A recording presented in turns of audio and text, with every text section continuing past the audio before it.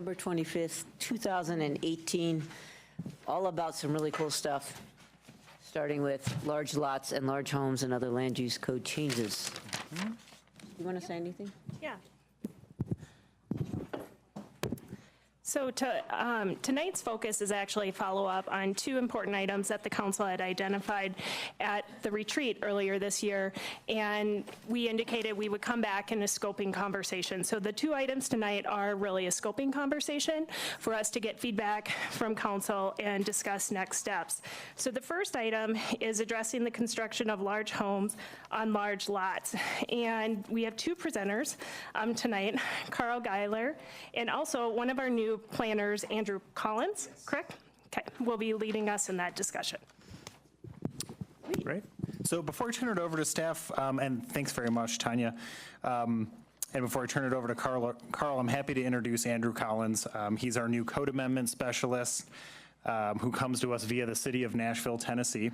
So he's filling one of the positions that was authorized by council at the retreat to address some of this work. So we're happy to have him on board this evening. I'd also point out that Kristen Whitco, our energy code coordinator, is with us tonight too. So we have a resident energy code expert in the building with us this evening as well. So I will turn it over to Carl Geiler to kick us off.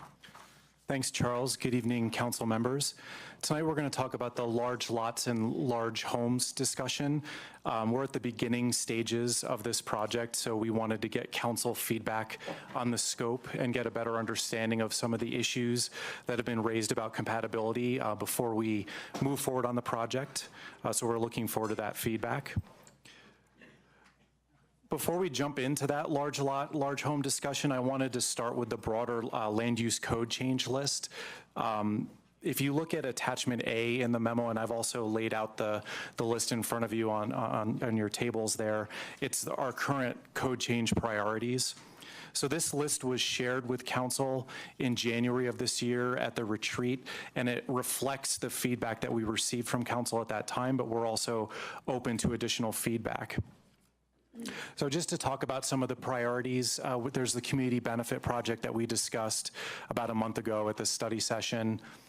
Tonight we're going to be discussing the large lot, large homes project.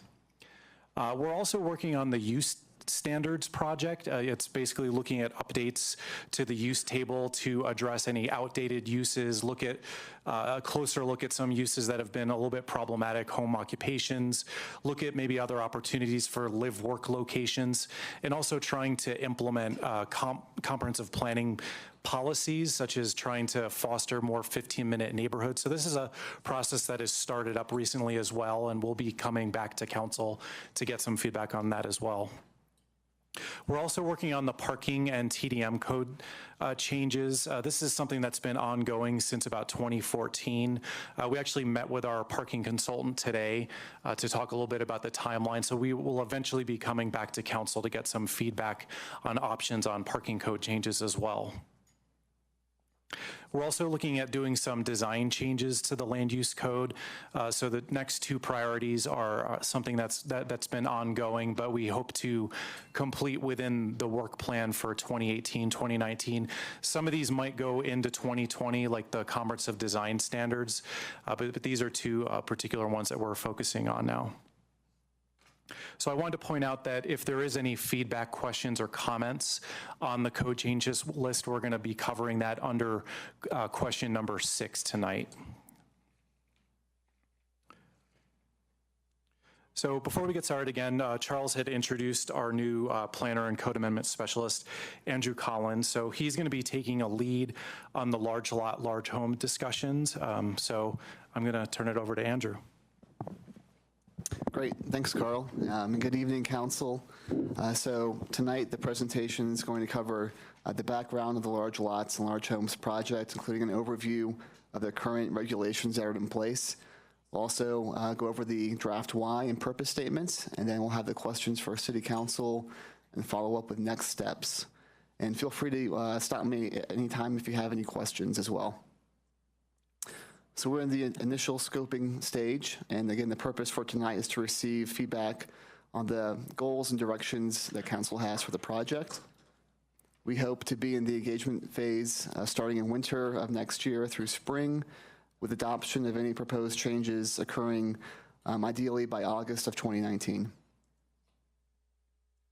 So the city adopted the compatible infill development regulations originally in 2009, and these were new intensity regulations that limited the floor area, the bulk and scale of new residential development in a variety of residentially zoned districts, including RE, which is residential estate, RR, residential rural, RL, residential low, and RMX1 zoning districts.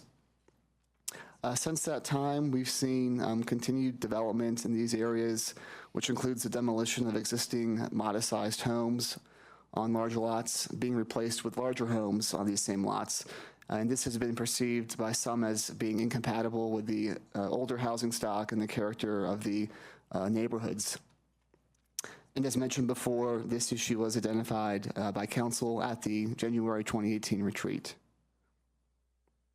So the map here on the screen in yellow shows the existing RE and RR zoning districts. And these are predominantly found in North Boulder, as well as in areas in East Boulder near the Fraser Meadows area, Cherryvale, and I believe the 55th Avenue, as well as the Southwest University Hill area near Chautauqua. These areas can be generally characterized by their larger lots and older parcels have a more rural character with smaller homes, and this is in particularly the North Boulder area. And just as a reference point, the RE and RR do require the largest minimum lot areas of all the residential zones. So that's 15,000 square feet and 30,000 square foot minimum lot sizes. And we have heard and are aware that there might be some interest in looking at other zoning districts as well. And I think one opportunity could be to look at large lots in those other districts. RL1, for instance, has a minimum lot size of only 7,000 square feet, but where there are large lots in those zoning districts, perhaps any regulations we come up with could apply to those as well. In terms of the existing regulations that we have in place for these residential zones, we have the max building height, which is 35 feet. There's also the side yard bulk plane that was put in place in 2009. This is a line starting at a point 12 feet above the side property lines and then angling inward at 45 degrees. So development has to occur within this zone. There are some exceptions for dormers and gabled roofs, but for the most part, the bulk of the building has to be within that zone. There's also side yard wall articulation standards. And so basically, this requires that within 20 feet of a side yard property line, building walls greater than 14 feet in height can't exceed more than 40 feet in length unless it's set back 14 feet from the side property line. And so this illustrates two different scenarios, how that could meet that standard. There's also the minimum lot area requirement, which is simply the minimum size for new lots in the zoning district. Setbacks, which we're all familiar with. There's also in some districts a combined side setback. So you might have a 10-foot side setback requirement, but combined it might have to be 25 feet. There's also a max building coverage requirement that was put in place in 2009. And this is a sliding scale based on the size of the lot, which limits how much of a building or how much of a lot can be covered by buildings. So this deals with the footprint of the building itself on the ground plane. And then we have FAR, the floor area ratio requirement, which limits the amount of total permitted floor area that can be built across, one or two or possibly 3 stories. And it's getting based on a sliding scale relative to the size of the lot itself. We also have energy efficiency standards in the energy code that we'll touch on a little bit more coming up. So this table shows some of the key existing development regulations for the RE and RR zoning districts. One of the main things to note here is in the left, the right 2 columns, the floor area ratio max and building coverage are both sliding scales. So you see some of the calculations based upon lots 10,000 square feet and greater and how that works with the ratios that are derived from that. Also, there's no hard cap for those 2 requirements, so it's just a percentage requirement. So if you have a larger lot, you can build a larger house. The city's energy code was adopted in 2017. This replaced the Green Point system, and it requires more stringent standards for larger homes that, by their nature, consume more energy. The dark blue 2017 line represents the current regulations. So on the vertical y-axis, you have the energy rating index requirements, which is a score from 0 to 60 currently in our regs, 0 being net energy. So the lower your score, the more energy efficient the requirements are. So for homes that are 5,000 square feet or greater, they're required to be net zero today. Coming up in 2019, that will be ratcheted down so that homes 4,000 square feet and larger have to be net zero. And so the idea is over time, we'll have all homes by 2028 or 2030 be required to be net zero over time. Quick question. Yes. The square footage, is that above ground square footage or all habitable square footage? Right. Great, so includes basements. Right, total condition square footage, Great, yep. thank you. And these are just for new homes? Is that correct? New construction? New construction. Yep. You know what? You're going to have to come up. Or you get to come up, depending on how you look at it. Congratulations. Here you come on over here. And if you could introduce yourself. Right. Can you introduce yourself? Sure. I'm Kristen Whitco. I'm the Energy Code Coordinator at the city, and I joined the city about the same time that these regulations came in place. And they mostly apply to new construction, but also if you have a significant renovation where you exceed 50% of the assessed value of the property, then these requirements are triggered also. And that Lisa was asking if you could re-answer my original question. Yes, it's conditioned floor area. So basements, if it's conditioned. If it's unconditioned, then it would be outside of that square footage. Thank you. And for those who might not know in TV land what conditioned means? Heated and cooled. Okay. So if somebody comes in and they want to do their basement to condition it, then do they have to come in through you and make sure everything is energy code compliant? Yeah, if you convert a space from unconditioned to conditioned, then you have to bring up, if those walls weren't insulated, then you have to bring Okay. them up to code, basically. That's great. Mary? I seem to recall that there was some sort of percentage that was counted of the basement based on grade. The amount of building above grade and then below grade, am I thinking of another regulation?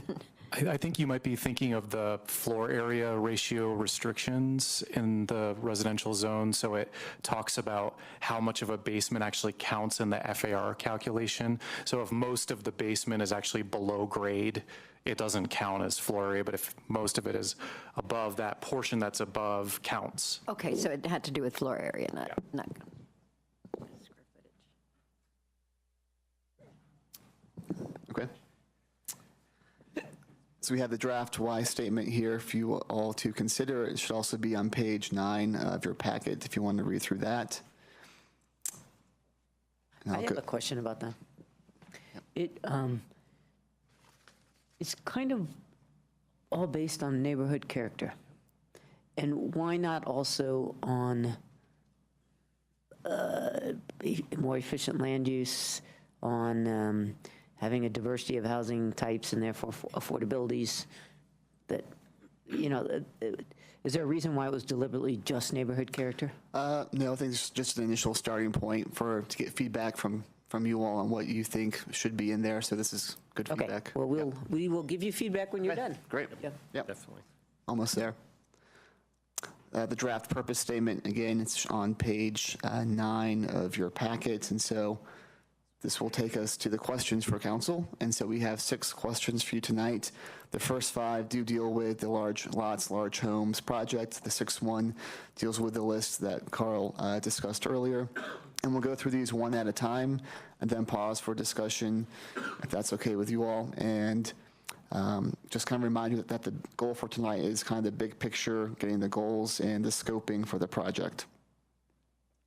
So with that, does City Council agree with the draft Y and purpose statements? Okay, I think we'll have input for you. Can you put up the why and purpose statement?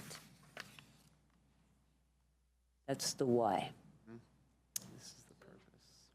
And that's, which one are we starting with? Do the why. Okay. Well, does anybody have any questions before we delve into feedback?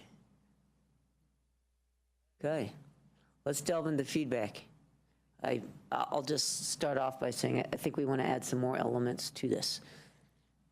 But I can't tell, are you ready? Okay. So I would like to add to your why and purpose is the radically changing demographics. So, there's a much larger percentage of people who can afford a $650,000 or $600,000 home than can afford a $3.45 million home, and that's the change that we're seeing. So that, from my perspective, is one of the key purposes why we're doing this, is the changing demographics and who we are going to be in the future. So if we were going to put that in the positive, we would say to Encourage, why we're doing this. to encourage broader economic diversity in the neighborhood Okay. And preserve, encourage and preserve. preserve that Preserve and encourage. economic diversity. Okay, I have Jill. Who else has their hand up? Jill, Aaron. Okay, I'll put myself in there. Okay. I like those. I think I'd change corresponding to RE and RR zone districts to corresponding with lots, and then whatever size we determine as a council. It could be over 10,000 square feet, over 15. But so many of the big homes we've received complaints about are in RL1 zones as well. And could I just add to that? Yeah, sure. Sorry. And I would like to start at lots that are greater than 6,999 square feet. Okay. All right, Aaron? Lisa plants a flag. Although you might not put the exact square footage in the why statement, but I would agree with the things that have been said. I think Suzanne's list was really good. The affordability, income diversity. I think energy use and is an important one as well. Energy and, I'm not sure exactly how you put it, but as we deal with climate change, really large houses for a small family is. Well, if I might jump on that, I think smaller homes use less energy and take less resources. I think there's a twofer there, as to retaining existing houses, Yep, okay. generally speaking. That's what I meant. Yeah, so, and I would also tighten it up. The why statement is really quite long, so it's a little bit more of a history. And so while we're adding some more things, it might be less narrative. Okay, great. And I also think there's something to be, I don't know if it's efficient land use, but I think that notion of making the most of the land that we have Yeah, in a way that builds community and feels compatible, but is smarter land use. Smarter land use, yeah. Well, and with that, doing the best with what's left, and that means not just development, but parks, libraries, things like that, or civic uses. We do not want to expand our city footprint, so we don't want to have sprawl. And I think we absolutely have to do something about the jobs, housing. I don't want to get into that at this point, but we need to be providing some housing for people who are commuting in so that their environmental footprint is smaller. Mary? So I had a question on that first part of the why statement. That's basically providing a history. And so I was curious to understand why staff felt compelled to include that and whether or not, yeah, I just want to understand that. I think it was mostly for context to kind of explain where the compatible infill development regulations are, why they're there today, and kind of where we're going and what has been successful, not successful. mostly for context and history, but that can definitely be shortened out if it's not, the right spot for it. Well, that or just put a context history sentence or two. Then you don't have to. Bob?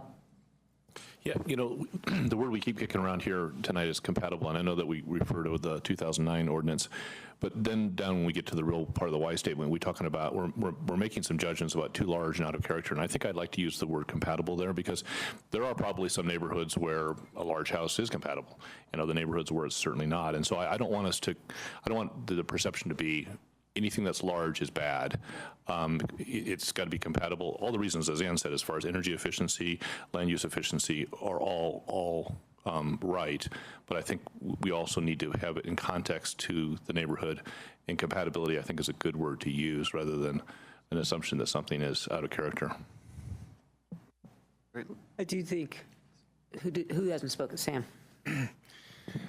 I mean, Bob, that's interesting, but then you also have this problem with mission creep or change over time, where, a neighborhood might have had small houses originally, and then that neighborhood has been a target for development, and now all of a sudden there's larger homes, and that's not necessarily compatible because they've changed.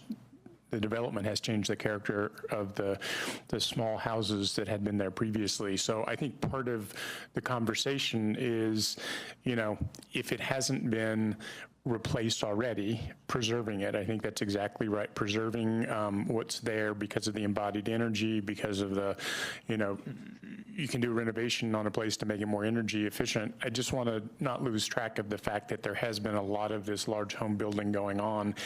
And so we have to look at maybe what was there before the lots of large homes went in. And I see your hand. I guess I also, without getting us in trouble, I think, at least this is one person's opinion, that we want to change what we are doing. And we want to do it in a way that feels in character with who we are as a community and what we feel like, in neighborhoods. But at least I would like us to start incentivizing smaller houses, because I think that's the right thing to do given what we now know about the planet, about growth, about more people needing to fit in smaller places. And so I do think that, if you all agree, that we're shifting some things here. Yeah, I agree with that, Zan. Let me just respond. I think that's exactly right. And so I think I'd just like to turn the statement a little on its head. Rather than saying houses are too large, I think we want to say we want more smaller houses, which ends up at the same place, but I think it's a little bit more of a positive statement. I would agree with that. Do people agree with that sentiment? Mm-hmm. Yeah, what we want as opposed to what we don't want. Okay, we have a bunch of folks that wanted to chime in. So I was just going to say, what has become compatible under the 2009 ordinance, many of us would say that's not compatible in our neighborhood, but it's totally legal what's been built, and it's not in character with the neighborhood. So from the whole mission creep thing, you're seeing just wide scale change of these neighborhoods methodically. Developers are going down, buying the lot, scraping, putting something totally out of character for the neighborhood. So I wouldn't want to get too much incompatible, because many of us feel like they're not compatible, but that we have this mission here, which is that we need smaller houses, we need things that are going to have less impact on the planet, and we need a closer community. So I saw Jill and then Mary. Is that? I just wanted to piggyback, Zan, on your point about incentivizing smaller houses, which I totally agree with. And I don't know if those words go in the why necessarily, if we are shifting to what we want. But coupled with that has to be, disincentives for these large ones too, because I know, I'm sure you all understand this, but I mean, there's every incentive in the world when someone buys one of these to develop it to its maximum footprint. Because if you're already going to scrape and you're already going to go through all the permitting and all of the brand new walls and brand new plumbing and kitchen and bathroom, you may as well maximize the square footage, because the higher the square footage, the lower the price per square foot to do this. And so I just hope that, no matter what, even if we do, stop at 6,000 or 7,000 square foot lots, we're still going to be able to end up with 4,000 square foot homes on them unless We're not done yet. really tackle. Yeah. Yes, let's do that. Okay, so Mary, and then maybe we will move to the next question. So back to that first statement that I asked about. I actually don't entirely agree even with that statement, especially the second half that brought many infill single developments more in line with the residential neighborhood's character. For one, I don't think we ever went back and just looked at what happened as a result of that ordinance. We never went back and analyzed whether or not it yielded what we expected. So that's one thing. And then the other thing is just hearing the sentiments out in the community is it hasn't brought things more in line. So by all indications, we really can't say that it has brought things back in line. So I think just removing that statement and just providing some context somewhere else, I think would be helpful.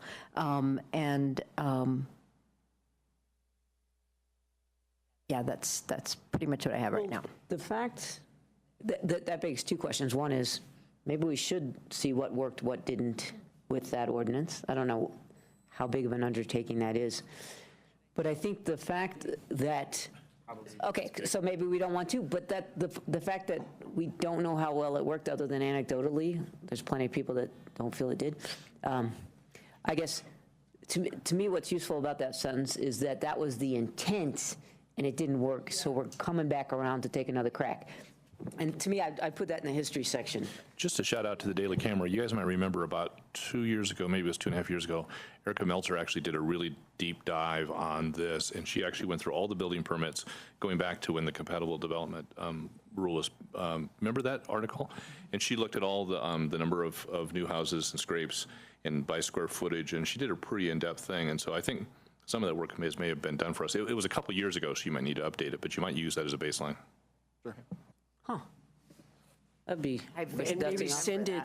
Yeah. And maybe send it to us, right? The link.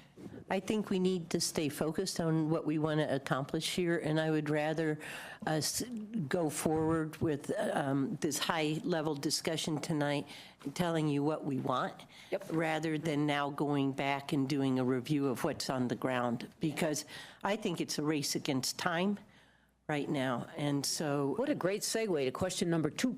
Okay. Oh, wait, sorry, Aaron has Yeah, one. no, I totally agree. Let's get to question number 2, but just want to make sure that these will come back to us before the public engagement starts. Yes, Good, because we're absolutely. clearly Yep, going to need we'll to check in roll. with council, Yep, absolutely. good. Okay, so the purpose statement was,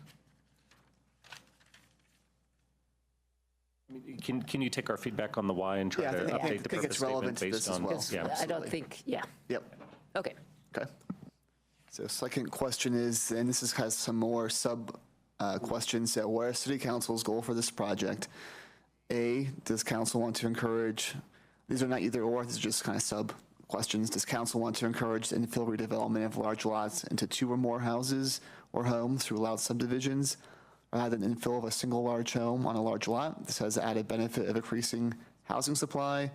Duplexes could also be an option as well. That's the 2A.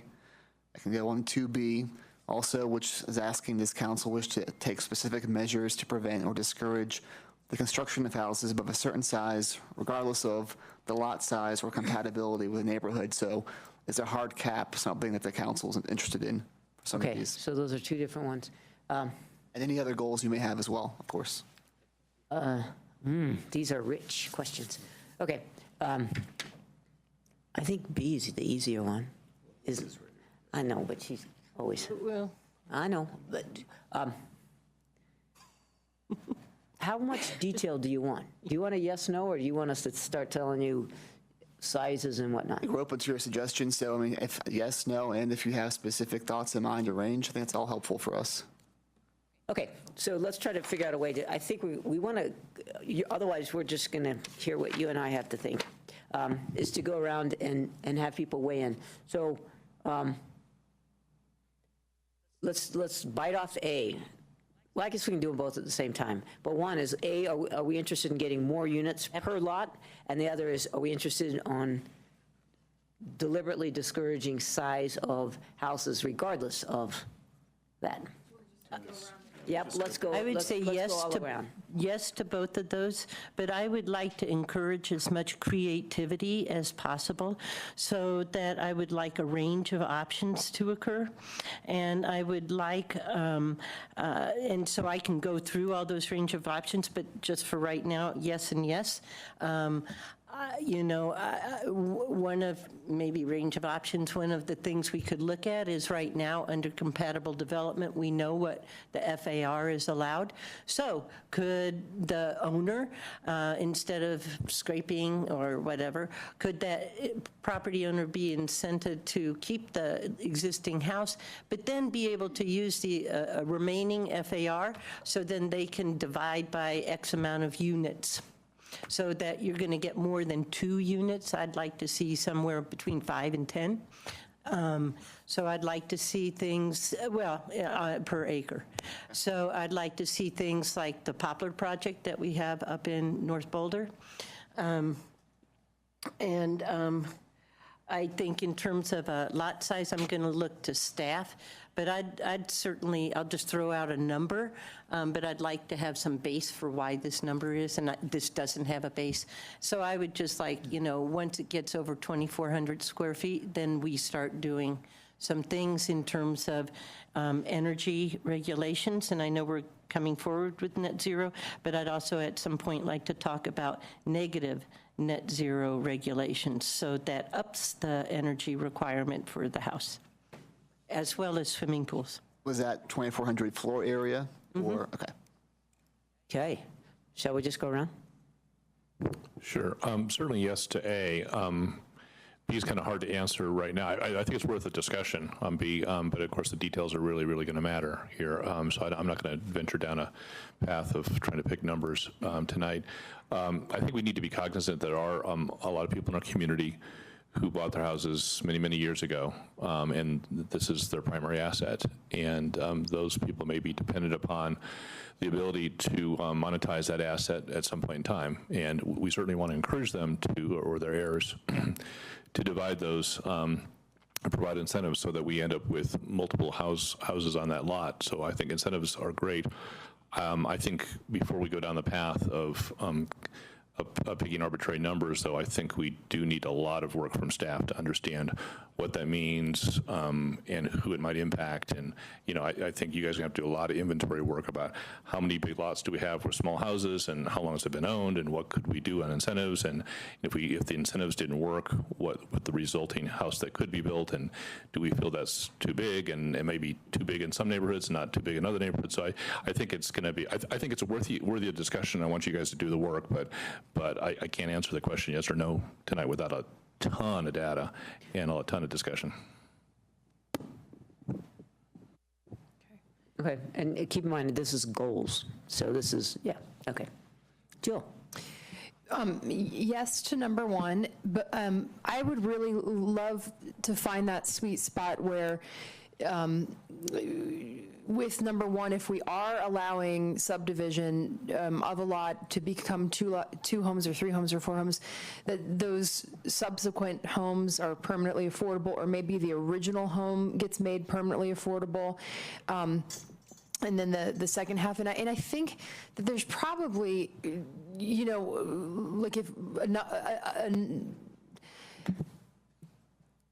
I think there's probably a way to do it and still make it economically viable, or like attractive to the owner, and that's that sweet spot that I'm talking about. So if we can look at that and figure out a way to not just make it so that it ends up being 14,000 square foot lot cut in half could still be 2 big expensive homes, So I want to avoid that.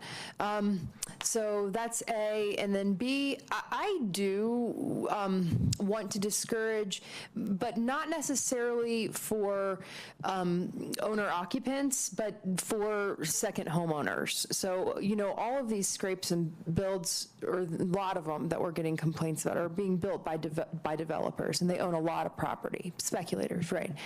And they get the property from people who want to live in it because they have cash and they don't have to do inspections and they close in 10 days, and there's just no way you can compete against these guys. So, they have this tremendous advantage over, normal people looking for homes, and I would be fine with then creating some kind of disadvantage for them, like a higher tax, if we could do that. I don't know, Tom, if that's legal, or some sort of housing impact fee if it's your second property.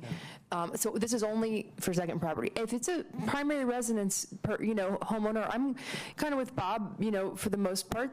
Maybe they have been living in a small house and expanding their family and hoping that one day they'll expand their home, and that's fine. But I think what we're all trying to get at are these spec builds, and yeah.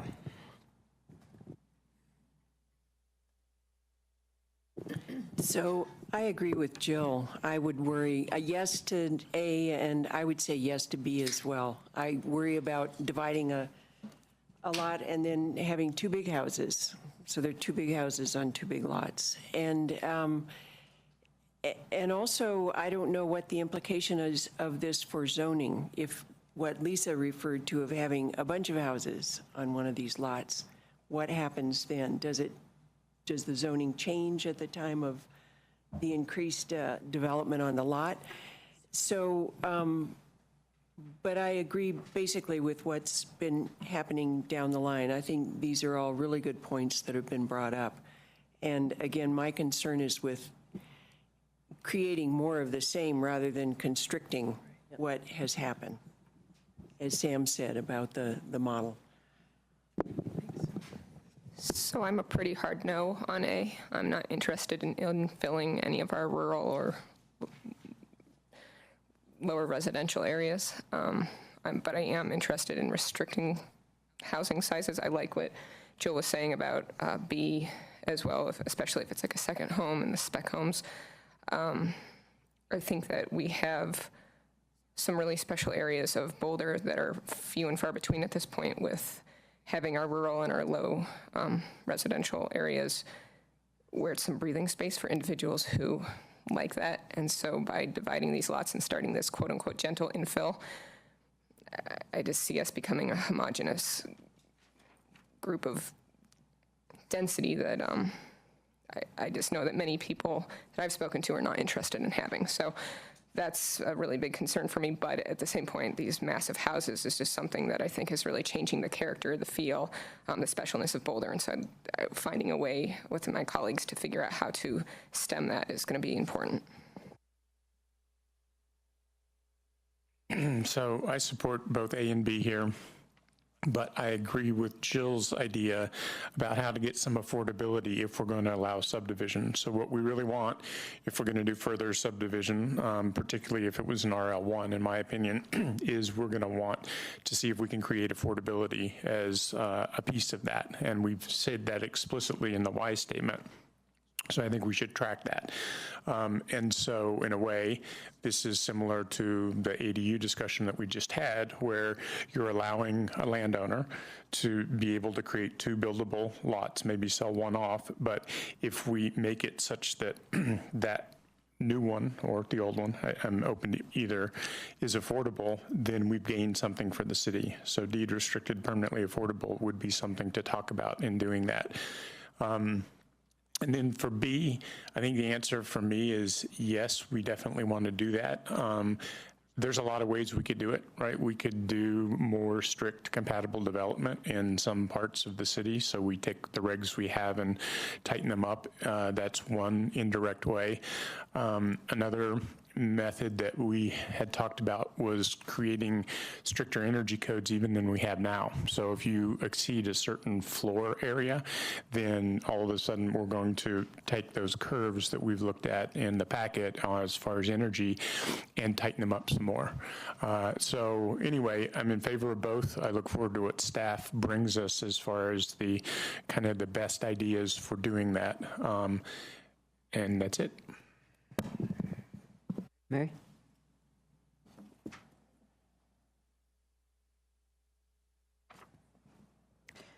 So, yes and yes.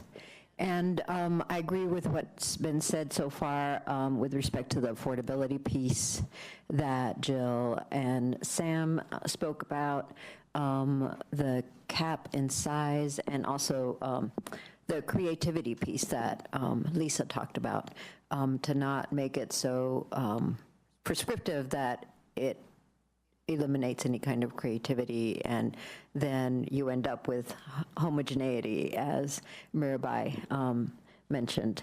I also am wondering, do we have a size beyond which you can't go any smaller? Like a minimum FAR? So I know that like tiny homes aren't allowed. So is it just because they're on wheels or because they're size? I guess what I'm getting at is if there is something that prevents something from going too small, that we consider allowing that smallness as well. So in other words, have a cap, but remove any minimum that might exist. The only minimum I know of is the minimum lot size itself, not a minimum structure size. So, But just to that end, I mean, isn't part of the problem, like isn't there standard size for, minimum size for a bedroom and stuff like that, and tiny homes kind of? Right, yeah, well, the building code has minimum sizes for things like bedrooms and bathrooms, so. And that's where we get hung up on tiny homes, right? That's one of the ways. areas, yeah. Yeah. I think you do effectively end up with a minimum house size because of those minimums on various things that happen within the house, I think. Is it my turn? Yep. Great. Well, there have been some great ideas. I appreciate the conversation. Lisa got us started off really nicely. I guess I would say yes on both of them, but tie them together. I mean, I think what I'm looking for out of this project is to disincentivize what we would like to see less of, which is really large, extremely expensive homes on these large lots, and to incentivize smaller, more affordable, more energy efficient, more efficient homes in the use of land and materials and energy, et cetera. So I think you tie them together. So I think like what Sam was saying about we could ratchet up the energy efficiency requirement for larger homes. That could be one of the ways that we discourage larger homes. But I think we can give powerful economic incentives, like to Jill's point, is that if you say, well, you can't do quite as much as you could before with a single home, but you could do multiple homes that together would add up to the square footage of what you could have built originally, but they're small. They're only 1,500 square feet or whatever the number is, And so, well, then the economic incentive is to do the more homes, because you get the same amount of more square footage than you would have been able to. Maybe I'm just throwing out ideas. And so that what we would then likely end up with, if whether it's a developer or an individual, is more smaller homes, which I think is the direction that we're generally interested in going. I like the idea about creativity. Like Lisa was talking about, like the Poplar Project, which was cottage homes grouped together around a common green, which is a housing topology that allows for a level of community and neighborliness that I think is really appealing. But, like Mary said, it could be very small homes could be an option, or a cottage home, or ADUs, or I think if we could think creatively about the options that we allow people, then we could get some more housing variety that would work for people in different life situations and at different income levels in a way that would be also potentially economically appealable, so that we would actually practically end up with these things that hopefully we would like to see. And I'll agree with some of my colleagues on the addition of affordability, and maybe that's maybe that's tied to how much you're able to do. Like you could do a simple subdivision by right, but you could do a double subdivision on a really large lot if you provided affordability on half the units or a quarter of the units or something like that. So that could be one of the ways that we capture some community benefit out of allowing some more infill in our city, and I think also a way that potentially it's a project that gets broad support from our community, because I think there's very strong support for affordable housing in our town. And so if we structure this in such a way that we get more affordability, both from inherently from size, but also from regulatory means, then I think that would help bring people along. Aaron, I thought that was very well said, so I will just say yes to that. I would say I'm open to duplexes and triplexes as well. And maybe I have a chip on my shoulder, but if it was up to me, we would cap housing size at some number and say, you know what? In this day and age, we just don't need to build new houses larger than, pick your number, 5,000, 6,000 feet, just, we don't. So, but I don't know, not sure that will, the way that Aaron was talking about it, and and others about disincentivizing the bad stuff and incentivizing good stuff is probably the smarter way to go about it. But I do feel like Lisa started out talking about urgency, and I do think there is some urgency here. We're seeing a lot of change, and once it's changed, once you've got a big mansion, you're kind of done with that lot for, I don't know, 50 years. Yeah. So I do feel like maybe we do need to set some limits, because you try to set the incentives right, and you find out, I guess, 9 years later that you didn't set them hard enough. And I do think we're kind of running out of time. So I think we should have a very robust public discussion about this and be creative with the options and stuff. But my appetite for setting some limits is, I'll just say that I have the appetite, especially if the community has the appetite. I'll help lead that parade. So, okay, a bunch of hands went back up. I think Mary, then Cindy, then Lisa. Okay. Yeah, I'll agree with the appetite part of what Suzanne said. And also, I wanted to go back to the why statement, sorry. But I did want to include something about the why statement, to include in their historic preservation, because one of the things that we've always talked about is how can we create an incentive for people to, in some cases where it makes sense, subdivide the lot. So we do have a precedent for that now, so to kind of take a look at that and include that in the why statement. Okay, I got Cindy, Lisa, Jill. So I just wanted to sort of tag on to what Mirabai was talking about, and also the historic preservation part, in that these are genuinely open areas in the community and are really, in that sense, break up the monotony of housing by the open land that they have. And I would hate to see, if this kind of change is going to happen, that someone would come along and take advantage of the speculation that could happen by putting in a number of houses, so that they actually would be really homogeneous rather than creative. So just giving that as a warning, so that we do have these broken spaces within the city boundaries where there are larger lots that aren't filled in. And I really agree with Suzanne. I'd like to see a definite small size put on. So from my perspective, we have a choice here. We can either have one giant house that fills up the whole big, lovely, large lot, or we can have multiple houses that give permeability to that large house. And what we're getting, at least where I live, is we're getting large houses. So what was once very rural and very lovely and open, it's gone. It's gone. And so it's a choice. Who do you want to live here? And where do we want to be 20 years from now? And from my perspective, we cannot continue to allow these large lots. I don't care what size of these large houses on the large lots, because they are maxing out. So I'll just say that. And I would argue that anybody who hasn't seen the Poplar project, that right there, I think it's 10 units per acre. It's a very permeable design, and it's very lovely and beautiful.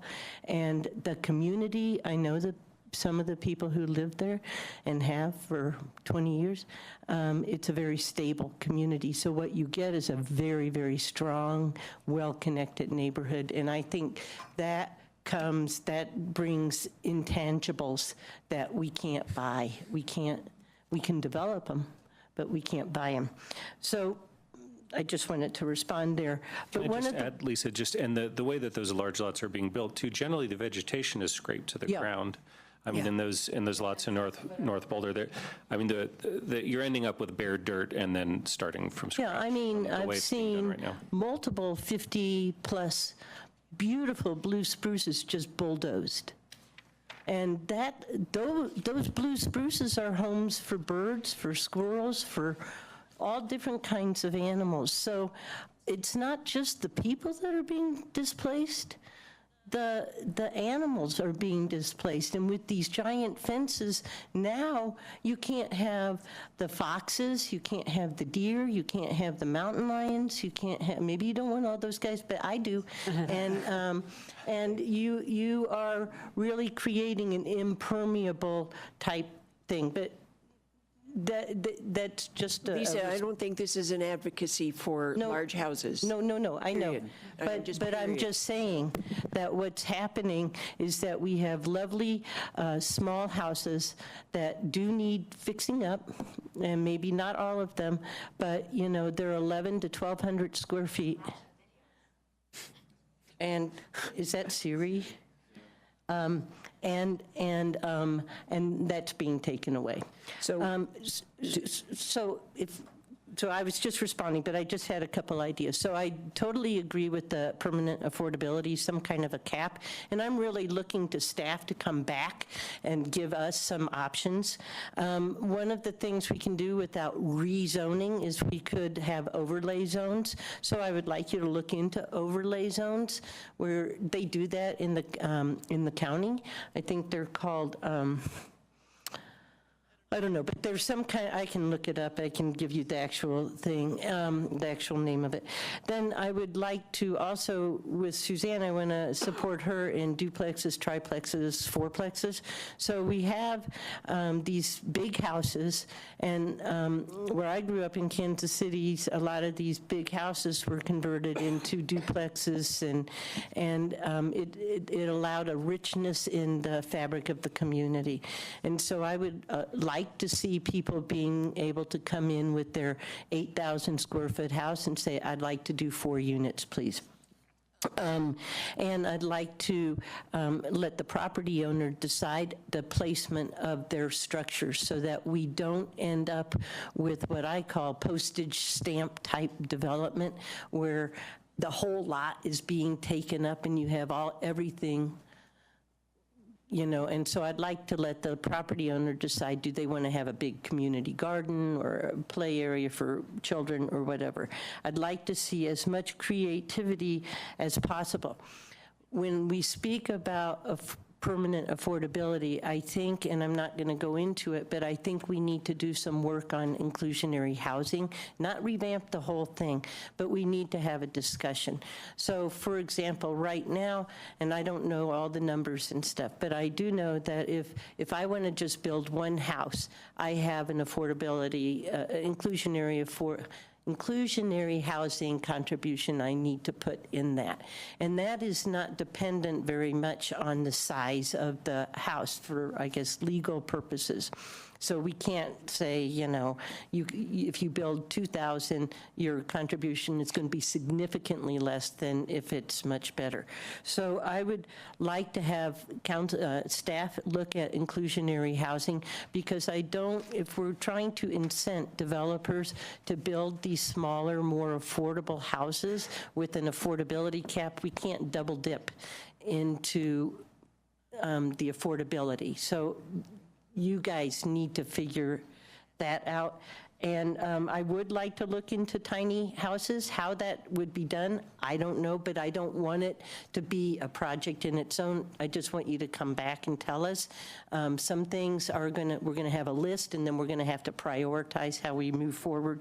And it is true that what Jill said, large houses do cost less to build per square foot than smaller houses. So we need to kind of talk with developers, not speculators, but the developers that really would like to do this, but we need to work out some of the inclusionary housing requirements so that they're not getting double dipped and it's not an incentive not to do the smaller house. Phew. That's a lot of ideas. Okay. Sorry. No, it's good. We have Jill. I've waited for this for years. Yeah, yeah, a little pent up. Jill, then Mirabai, and then maybe the next question. Okay. Yeah, I just wanted to lend support to Mary's idea about small homes, tiny homes. I think this could, and I'm hearing it from other people too, but could be a great area to do sort of a pilot project in allowing tiny homes. And, you know, Lisa is sort of picturing some of these North Boulder lots, you know, that could be, let's say, divided in, even if it's in 3, like the front house stays the same and then the back lot's divided in 2, one tiny home and one tiny home is far less offensive than, you know, 2 big built homes. And so that could be exciting. And just, again, we would encourage you staff to play around with creativity, like thinking about that scenario where maybe 14,000 square feet is carved into 7, and then in the back it's carved into 35 and 35. Maybe you put a max land price on that, like you can't sell it for more than 250 or 300, and combined that's like what they could sell it for anyway. And then someone could really afford to buy that and have a tiny home on it. And then I don't know how the rest of council feels about this, but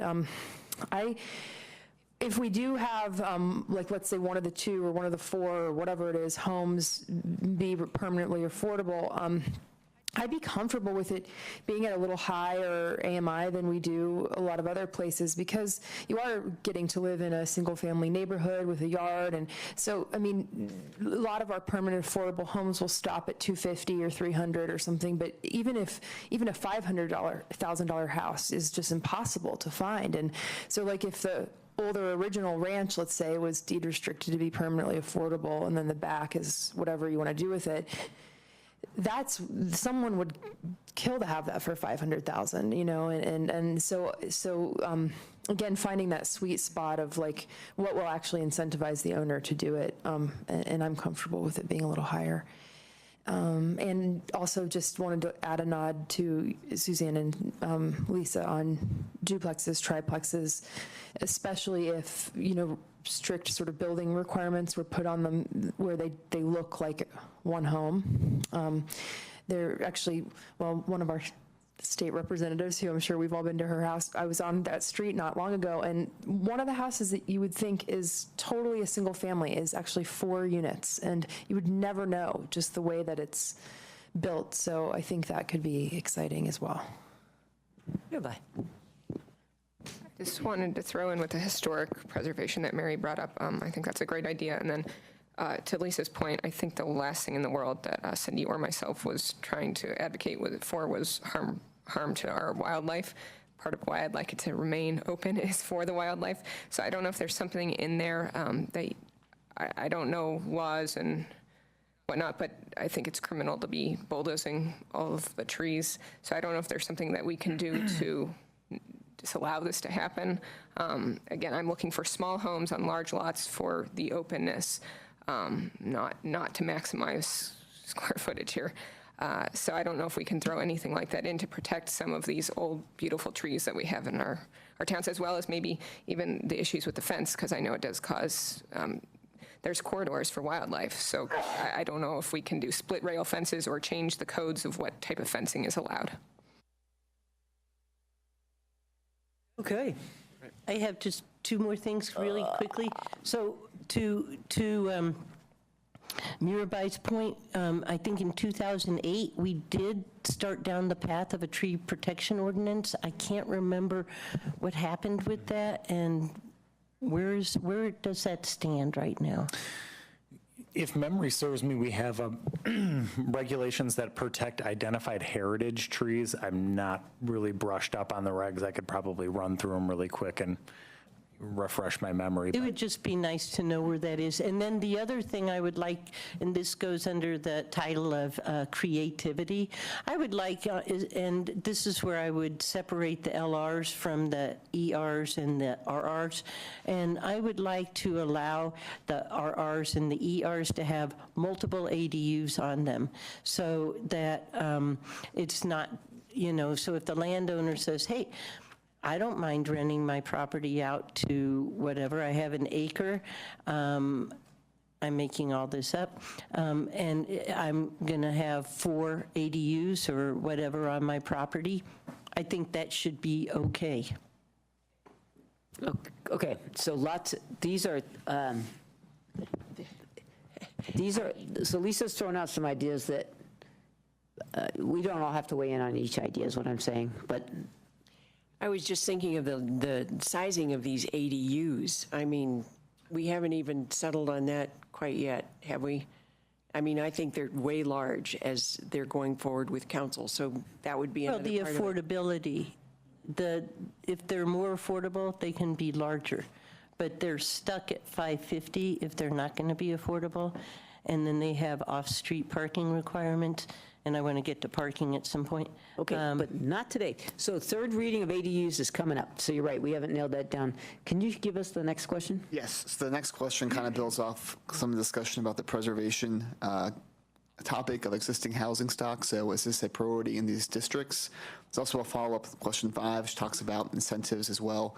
But this is the question we have here. So is preservation of the existing housing stock a priority for these districts? I'm going to guess generally speaking. Yes. Yes. Yeah, I think everybody agrees with that. I just want to echo about preservation of landmarked or of historic homes. Yeah. And that one of the ideas that the Landmarks Board has been putting forward for years is this idea of being able to subdivide your lot if you landmark a home that might not otherwise be landmarked. So this seems like a great place to slot that idea in, that if we have certain thresholds for subdivisions or multiple units or something like that, perhaps we could lower those thresholds if there's a landmarking involved. So we could include a hook for that. And maybe or for preservation in general, I mean, maybe there's a home that's not landmarkable, but it's a modest home and we'd love to see it preserved. So, maybe there's one standard for a landmarkable home and another one that's a little different for preservation of a non-landmarkable home. Okay. How about we thank you. Does that sum up people's thinking? Thank you, Aaron. Keep rolling. Next question. All right. So question 4 gets back to should city staff analyze adjusting the size and bulk compatibility standards that exist today, such as FAR, even sidewall articulation standards, all the ones we've seen. Sounds like yes. Yep. Okay. I was going to say, if doing all that stuff we already said means doing that? Yes. Yes. Okay. It's like, the easiest way to get from A to B, I'm not certain. You can tell us that.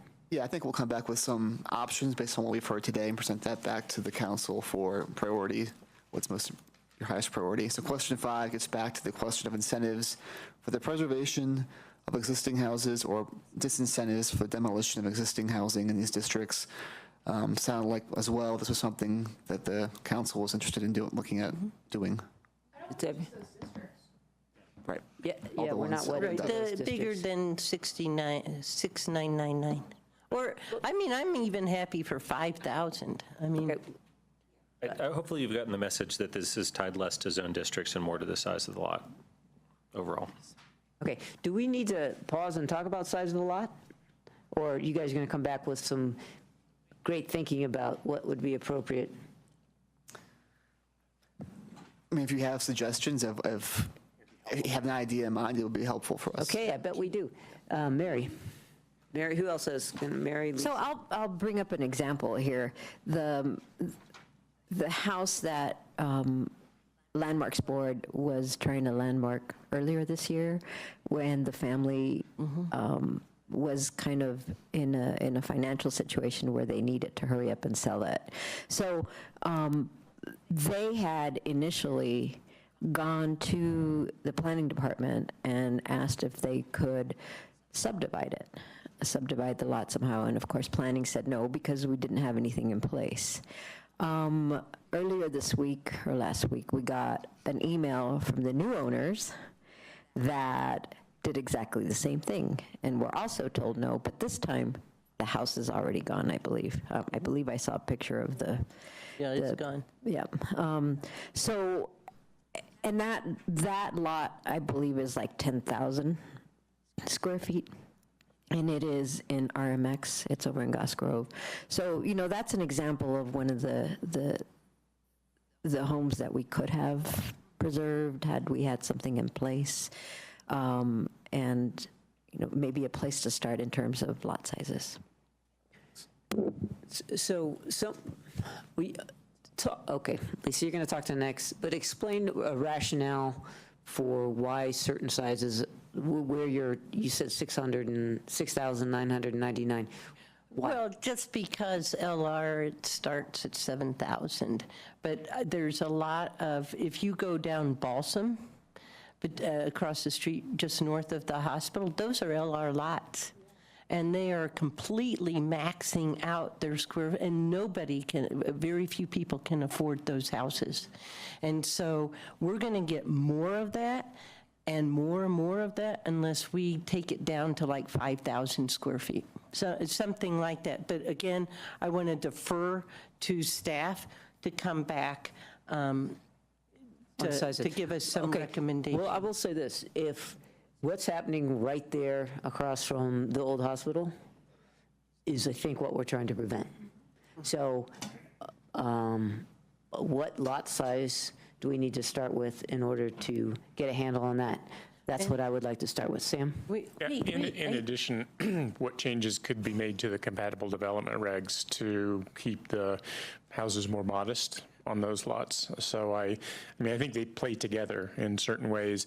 And I just want to bring up something, as we're talking about duplexes, and we're talking about, some stuff pretty far afield from, I think, where we started. We need to think about what we're doing, right? So I live in Whittier, it's RMX, and you get certain, allowances in the RMX zones for being able to do higher density, medium density development. And I want to keep in mind, if we're going to do and have conversations about duplexes and or multiple ADUs, that we really keep in mind affordability, because we just did this with ADUs and it had a nice, way for us to be able to do it. I think we have the same hooks here. And so if we're going to do something like duplexes in RL1s or whatever we're thinking, I think we can justify it most effectively if affordability comes along with it. Right. And does anybody disagree with that? I think this is kind of an important. No, and I think that's where it becomes more acceptable to the community. And I agree with that. Okay. Can I just add one more idea?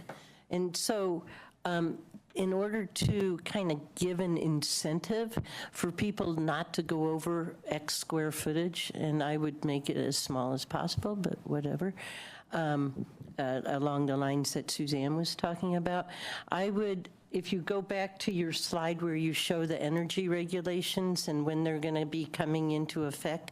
So we know that all of these houses, all new houses, are going to become net zero energy houses by 2028, regardless of their size.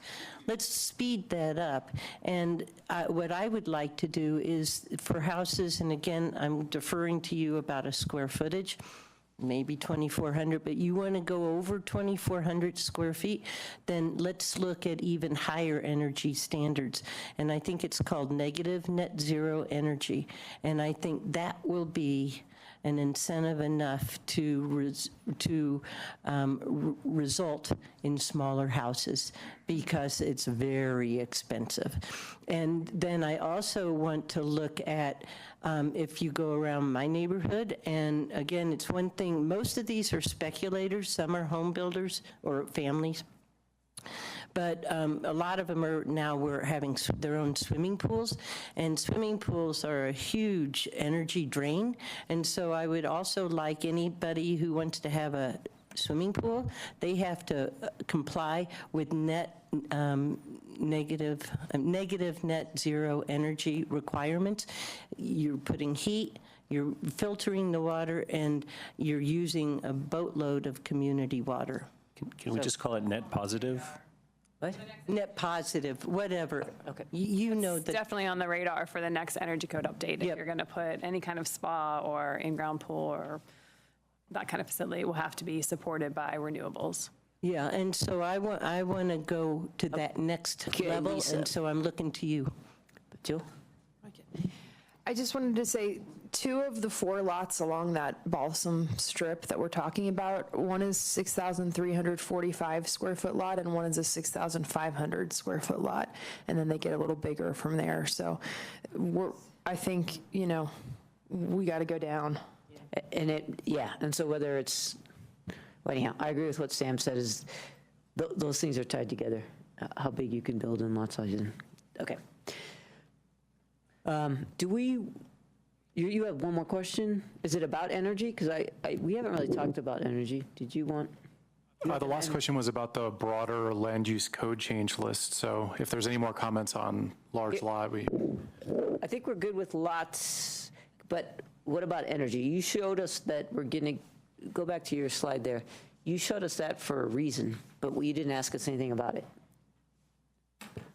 Well, I think this came from one of the previous, CAC, kind of from council wanting to have more information about how this would dovetail or interact with the future energy regulations. And so it's more of just showing how we are planning as a city to get down to net zero by 2028. And so the idea of having smaller homes is in line with the overall energy goals of the city. So this wouldn't be in conflict. It's just kind of showing, illustrating kind of what those regulations are. So by 2028, everything is net zero. Correct. That's 10 years from now. That's pretty cool. Nearby. Can you explain how these numbers, how you got to them? Because I guess I feel like this is incredibly slow and that they each get 3 years in between to do this. If you know now that we're having issues, why are we giving people so much time? I'll defer to Kristen. So we're in the process of working with a consultant to look at these numbers and the feasibility of meeting them from an economic standpoint for a homeowner to achieve these levels. Certainly for the most part, anything below a 50 on the y-axis, the energy rating index, anything above a 50 requires solar. And so there's also a solar access problem. And for homes that don't have the solar access, there's not a great option for community solar either. So we're kind of trying to figure out how we solve the solar piece and the renewal piece that you have to pair with the extremely energy efficient home to get it under 50. So we feel like we need to ratchet these down in a methodical way. So do you mean with solar access as in their roof doesn't face south or doesn't allow enough light on it? Or they have mature trees or, So it's more access. It's not that they couldn't go to solar, whatever, Solar City and go get it. It's not affordability. It's strictly about, okay. Sam. So just a reminder, this is residential, and our commercial, if I have this right, is slated to be all net zero by 2035. Is that correct? 2030. 2030. 2031. Okay, so that's the other thing here is these are somewhat similar to each other. The commercial and the residential are moving at kind of the same pace. And, I think the solar gardens thing is a real challenge. Because of where we are with our electricity provider and their current rules, we're putting requirements on people that they may not be able to meet at all. So we need to be a little careful.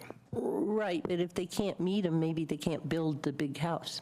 Okay, and they have lots of options here, and we're giving them those options where they can build multiple small houses. I'm thinking of the 2,000 square foot homes that in 2025 will have to be pretty low as well. Build Adobe. Yes. Anyway, sorry. I just had to get my prejudice out there. But one other thing I want to talk about, and this would go to the LRs and the RRs, and not the LRs, RRs and the REs, not the LRs, and that has to do with the Whenever you say LR, you mean RL. RLs. I'm back. Well, no wonder. I'm I'm back like in the the whole old time, I'm like, zoning. why don't I know what you're talking about? It used to be the It other way used to around. be. I never liked the new term. Okay. I'm still working off the old. But you understand what I'm saying. So the RRs and the REs, I would like, most of those places have very, very wide streets, 26, 28 feet in width. And they're pretty slow streets. And I think there's plenty of room for parking on the street. So I guess I would like to look, and you guys come back with some ideas, of not having parking requirements off of the street. So I'd rather see houses on the land than houses for cars on the land, so. Wow. Okay, then. Question 6, then. Okay, so we've come full circle. So I can go back to the slide that lists the current land use change priorities if there's any questions or feedback. Well, talk to us about, are these in order of priority? Yes. Well, I mean, this would be like a work plan discussion, Yeah, right? I mean, so that's- I could talk for hours about all these priorities. yeah, that. Yeah, this is what was shown to the council at the retreat, and it reflects the feedback that we got at that retreat. I think there were some comments at CAC several months back that there wanted to be a check-in on the list again, just to come back to it. So that's why we're bringing it forward. Well, and it may be that, so we are now underway on about 5, the first 5, right? That's correct. And maybe, is planning board starting to work on the use table or no? Yeah, that has begun. Okay, so that's the first 6. And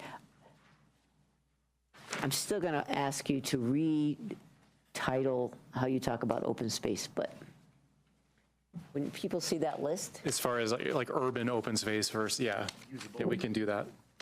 yeah, how it just sounds like we're changing our open space standards, which freaks everybody out. And that is underway as well, the open Yeah. space standards. Right, and please don't capitalize it, because people see it capitalized, and they immediately go to OSMP, Yeah. and it's just little o, little s. Yeah, Aaron? I think Sam had his hand Oh, up first. Sam? Either way. I just want to give my feedback. I'm very happy that you guys are working on all these. I think, you've got them prioritized right. I believe that we discussed this as a council along pretty much exactly these lines, so good job. Yeah, I'll agree with that. But just one additional note is that I think when we were talking about community benefit, that project, we also mentioned, gosh, if we can start working on incentivizing more smaller units instead of more smaller units instead of fewer larger ones as part of our multifamily regulations. We mentioned that as a possibility, and I'm not sure exactly whether the scope of the open space standards includes looking at that, but just hopefully that's on your mind as you're looking at community benefit and the open space standards. Are you saying based on the open space calculation for density, or? Correct, because I know that open space requirements is one of the places where we sometimes encourage fewer larger units, because if you have a minimum open space per unit, rather than a floor area requirement, then you end up with fewer larger units. Correct. And I remember those comments being made at the last study session. So that, I think, is going to be part of the community benefit project. I think the the open space standards project that's up on the list there is more in terms of design, site design rather than density. Okay, thank you. Okay, mostly I'm impressed that we're actually starting to get somewhere. So that feels really good. I think we should just all keep this, and in one of our upcoming meetings, we're going to talk about how we actually do want to have a January retreat, even if it's a short one. And one of the things we'll probably want to do is pull this out and take a look at it. So save this one. But I think for now, we're feeling pretty good about where we're at. Is that helpful? Yes, thank you. Yeah, could I? Yep. Yeah, I want to echo Sam's sentiments about all the stuff that you're working on and that we're making some progress. I think it's really great. We're addressing a lot of the stuff that came up a year ago when we were going through that painful process, but yeah. Is that the election? Yeah. Yeah. That painful process? So, Yep. one last thing, just like ADUs where we look at unrelated people, I would hope that for these large lots, we don't expect still to keep it to 3 unrelated people when we're putting multiple units on these large lots, or we're going to try. Or that's what's... Yeah, well, yeah. As long as we're going to have a... My girlfriend and our kids legally, please. Shall we vote on that? Is So everybody okay with I would really like to look at that, because that's really important, and people, how they live is different. And I just want to say, I can't say enough thank you for all your work and everything on this, and to have this and to be halfway done, it gives me goosebumps. So just thank you, and you've all done just a great job, and I'm just really excited. Okay. Suzanne, could I ask, was that just an extension of the occupancy discussion? You're not going to, that's not part of this, right? No, it just means that for subdividing lots and building more units, that obviously, Well, I just wanted, these guys are going to write that down, and I want to make sure that we're not talking about that right now. well, So if I understood what Lisa meant was that, I mean, if you're subdividing lots, I don't think it's relevant. Not an issue. But if you were to, for example, allow a second ADU on a property, you would probably add an exception to the occupancy limit in that case, similarly to the way that we were doing as part of the ADU project. Lisa, Right. is that fair? That's exactly right. So in the ADU discussion, we had an example of a family of 4 or 5 people, that 3 children and a married or whatever, a couple. And then a single mom and her 2 children want to live in the ADU. The way we count unrelateds is that we count that family in the main house as 1, and then we add each individual onto it. So if you're a single mom with 2 children, then all of a sudden your choices, your options of where you can live are that much more diminished. so we're tweaking around the edges. Okay. How about we end it here? Or you're going to end up with a lot more work. That works well. I think they already have. I think they already have.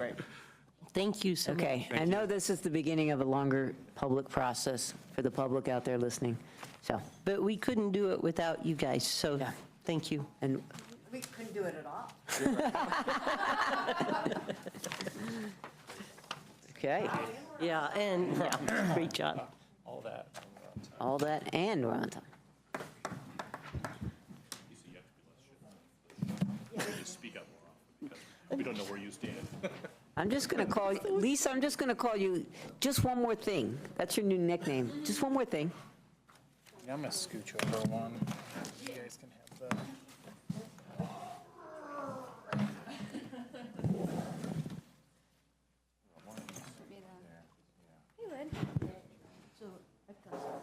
Just hang on a second. I said, we'll just hang on a second.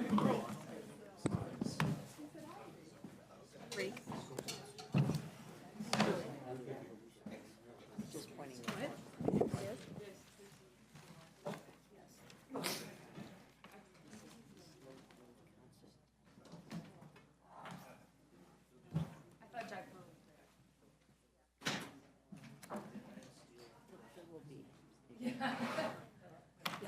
But still. Wow. Okay. 1, 2, if you sit down and you sit down, we have a quorum. Okay, let's get started since we're on time so far. So now transitioning into sub-community planning, and I'll turn it over to Jim to give an intro and also welcome another new planner to the conversation. Hi, Jim Robertson, Director Planning and Sustainability. As Tanya mentioned, we're here to discuss sub-community planning. In a moment, I'll have my colleague Kathleen take over, but let me brag on her for just a minute. Kathleen, just like you met Andrew Collins a little while ago, Kathleen is relatively new. She joined us in June. She is a senior planner, and she occupies, as well, like Andrew, one of the positions that Council was kind enough to create early this year in response to sort of the Council's work plan initiatives. Kathleen is a registered landscape architect, joins us from about 6 years in the private sector, doing a wide variety of urban design, landscape, and urban planning work really around the country, Detroit, Kansas City, and here in Colorado and elsewhere. So welcome, Kathleen, and take it away. Yeah. Great, thank you so much. As Jim mentioned, my name is Kathleen King. I'm a senior planner. I'm really excited to be here tonight. I know there's a lot of interest from this group in sub-community planning, so I will go ahead and get started. So as we sort of relaunch sub-community planning in Boulder, it's going to be important that we have a really durable structure for the program. That's what the focus is for the conversation tonight. I'm going to start off with some context to answer the questions, where are we going, and really how did we get here? Then I'll talk a little about some best practices from national case studies and give you a brief assessment of some of the sub-community planning resources that we have available today. After that, we're going to dive into really the meat of our discussion tonight. I'll be asking for your input on 3 major topics, and then we will follow up with some next steps. So where are we going? There are 3 entities that have expressed an interest in the potential of planning at a more localized level: residents, the BVCP, and council. Recent community survey responses describe an interest in localized planning to address some citywide issues such as housing, neighborhood preservation, and transportation. The BVC talks about sub-community and area planning specifically to also implement citywide goals, prioritizing areas where change is anticipated and where residents have been experiencing recurring problems also comes through in the BVCP. And then at the 2018 City Council retreat, sub-community planning was identified as a priority project. Council indicated that community members are going to play a really important role in the development of these plans, so we'll be working towards creating an interactive and collaborative process. Those are pretty big goals for a program like this. Just to kind of do a gut check to answer the question whether a localized planning, sub-community planning can achieve all of these goals and address these interests, we looked at some case studies across the country. We looked at 11 programs in cities across the country, and we learned how these programs were structured, what the successes and failures they've experienced have been, and how their staff managed the production and process of their programs. You should have a copy of the full report in your packet, so I'm going to focus on specific elements that we thought demonstrated a best practice from the 6 cities highlighted here. So the first one is Tulsa, and their small area planning program was more recently formalized in this small area planning guide. We thought what they did really well was clearly define all of the elements of their program. As we relaunch sub-community planning in Boulder, clarity around these definitions of different elements of the plans will be important to help set realistic expectations for all stakeholders. What Cambridge, Massachusetts has done really well has been establishing and maintaining consistent boundaries. Geographic boundaries play a really important role in how subcommunities will be evaluated, prioritized, and planned for. So we have some important decisions about that to make in order to move forward. Next is our neighbor Denver, who just now is working through the process on their first 2 neighborhood plans. we thought that the way Denver prioritized neighborhood areas was really rigorous and transparent. The city identified a series of measurable indicators of planning need to help prioritize areas for planning and made their method and the results available online so residents could understand when their neighborhood would receive planning services and why they might land at a certain time in the schedule. San Francisco's Better Neighborhoods program did a great job of identifying scope and deliverables for both the program as a whole, as well as the individual planning efforts. This gave everyone involved a clear understanding of what to expect throughout the process. DC's Small Area Planning Program has successfully completed many plans across the city, and I think that can partly be attributed to the fact that they identified a process up front that most plans were able to stick to. Identifying this process early on helps set schedules ahead of time and provides a level of predictability for the community. Detroit also has a newer program for localized planning, and what has been really impressive about the ongoing efforts has been the intensity of community engagement and the intention behind engaging residents. Planning staff, Department of Neighborhoods, and local community groups have used a lot of different methods to capture input from residents and make a real effort to demonstrate how that input is used in the plans. And we found this really valuable and pretty successful so far. So that was some of the local and national context. Now I'm going to talk a bit about some of the resources that the Sub-Community Planning Program has here today. So this is a current map of our sub-communities. There are 10 in the BVCP service area. Chapter 5 of the BVCP is dedicated to sub-community and area planning, and describes some of the intentions for sub-community plans as well as the process it might include. We have access to some really useful resident insight. The BVCP and community surveys have a version of the results that are categorized by sub-community, so we have a pretty good idea about how different sub-communities rate quality of life in city services, so that's really helpful as we sort of evaluate these different areas. Another nice resource are these sub-community fact sheets. These are all available online. I think you saw these back in 2015. They have a really good capture of some of the existing conditions for each sub-community, and I think do a good job of communicating what the existing conditions are. And then we have some precedent. So the North Boulder Sub-Community Plan, which I know some of you were involved in, that was also included in your packet. That's a great resource to look at sort of the process of how that plan was developed. And then we also have an evaluation of that planning process that was conducted after the completion of the plan, giving us some other insight into where the previous process might be improved upon. So those are some of the resources we have today. I'd like to dive into a discussion now about these program essentials, what we're calling the 6 foundational elements.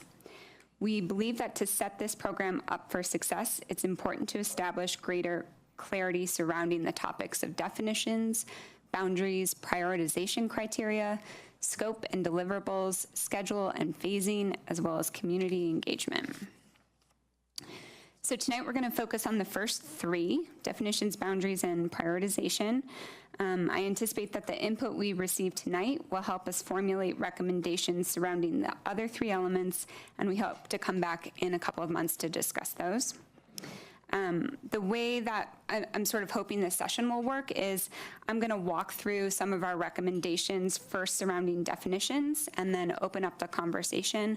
Hopefully we can spend about 20-25 minutes talking about each of these topics, and I'll present a little bit and then we'll have a discussion.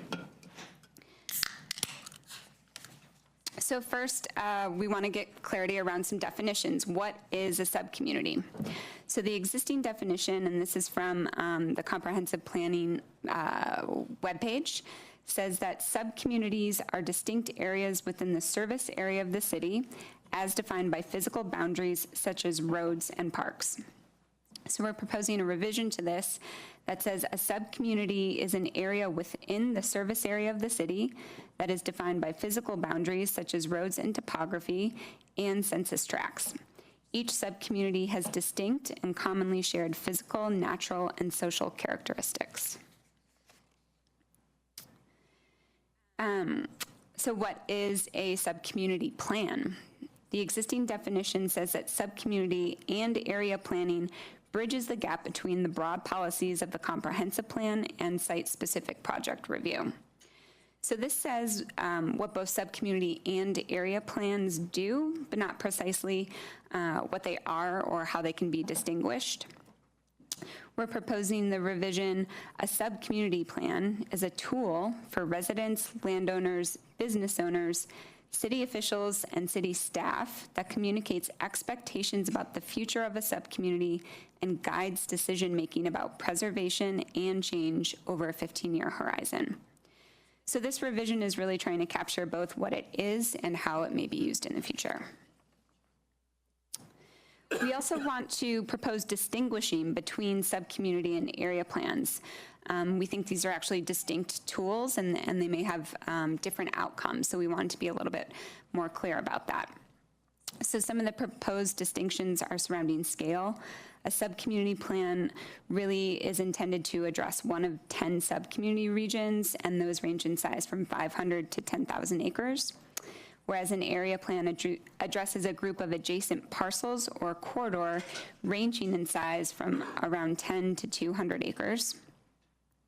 The scope of a subcommunity plan is that it defines a long-term vision for change and preservation within a subcommunity, whereas an area plan really envisions short and long-term physical changes to the built and/or natural environment for specific site or small area.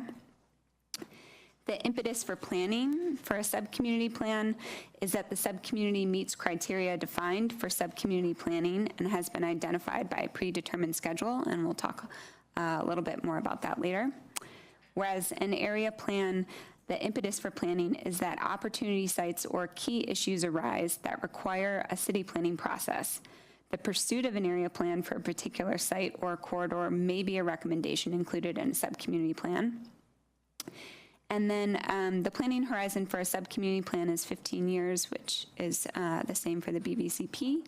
And then an area plan is looking 2 to 10 years into the future. So the next thing we really want to focus on is what can a subcommunity planning process do? So let's be really clear about what this type of plan and process can accomplish. It can supplement the comprehensive plan to implement citywide goals. It can establish a forum for residents to share ideas and play a role in the planning and implementation of future preservation and change. It can define desired characteristics of a subcommunity. It can identify gaps and opportunities in city services and resources, as well as in the private market. It can also prioritize projects, identify implementation tools, help shape critical capital budget decisions, and certainly communicate expectations about the future. So as a tool, it really has a lot of capabilities, and there's a lot of different ways that we foresee being able to work with the community to use these types of plans. But we also want to establish some clarity around what a sub-community planning process cannot do. So it cannot replace the site review process. It cannot provide site design for very specific parcels. It cannot delay development projects, and it also cannot solve all the city's problems. Can we disagree with that last one?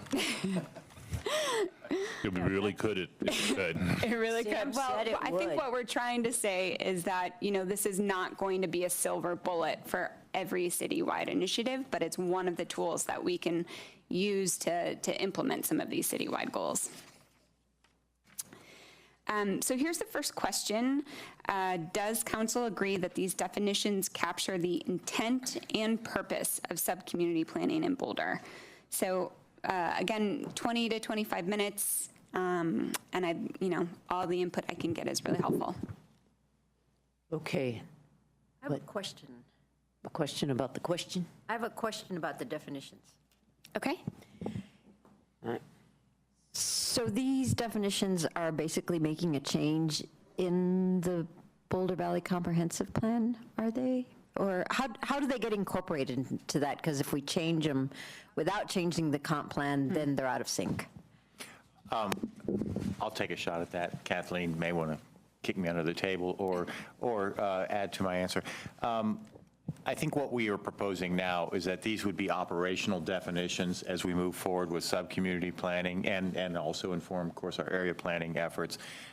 We're not proposing that we would try to do an out-of-sequence or out-of-term modification to the BVCP. If council were to agree that these definitions are prudent, then I think they would be queued up for edit or modifying the BVCP in the normal sequence of events of that. Okay. But they would be operational definitions so that we staff are working on the same page as council and the community as to what the expectations are. Okay, great. Thank you for that clarification. So can you put the definition back up? Mm-hmm. Let's answer this question. Sam. So I really appreciate these definitions. I think they draw a lot of clarity between sub-community planning and area planning, which has been an interest of mine for a long time. And I think they do a very nice job of talking about the time horizon for the two. So yes, I'm very much in favor of these adjustments. Yeah, does it? Yes. I disagree. No, but you've done a great job. My only question is why sub-community planning is just 15 years. And when Victor Dover and Joe Cole were here 20 years ago, and just recently Victor Dover has done a bunch on sub-community planning for the city.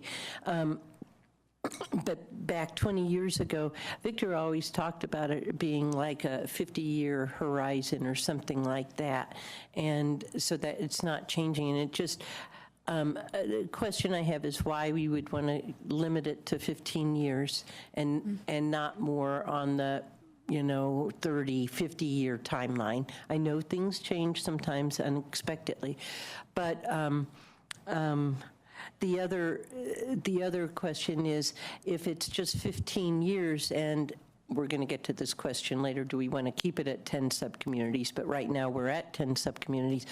We can't ever get through. It'll be a difficult task in front of us to get through them in that kind of a timeline.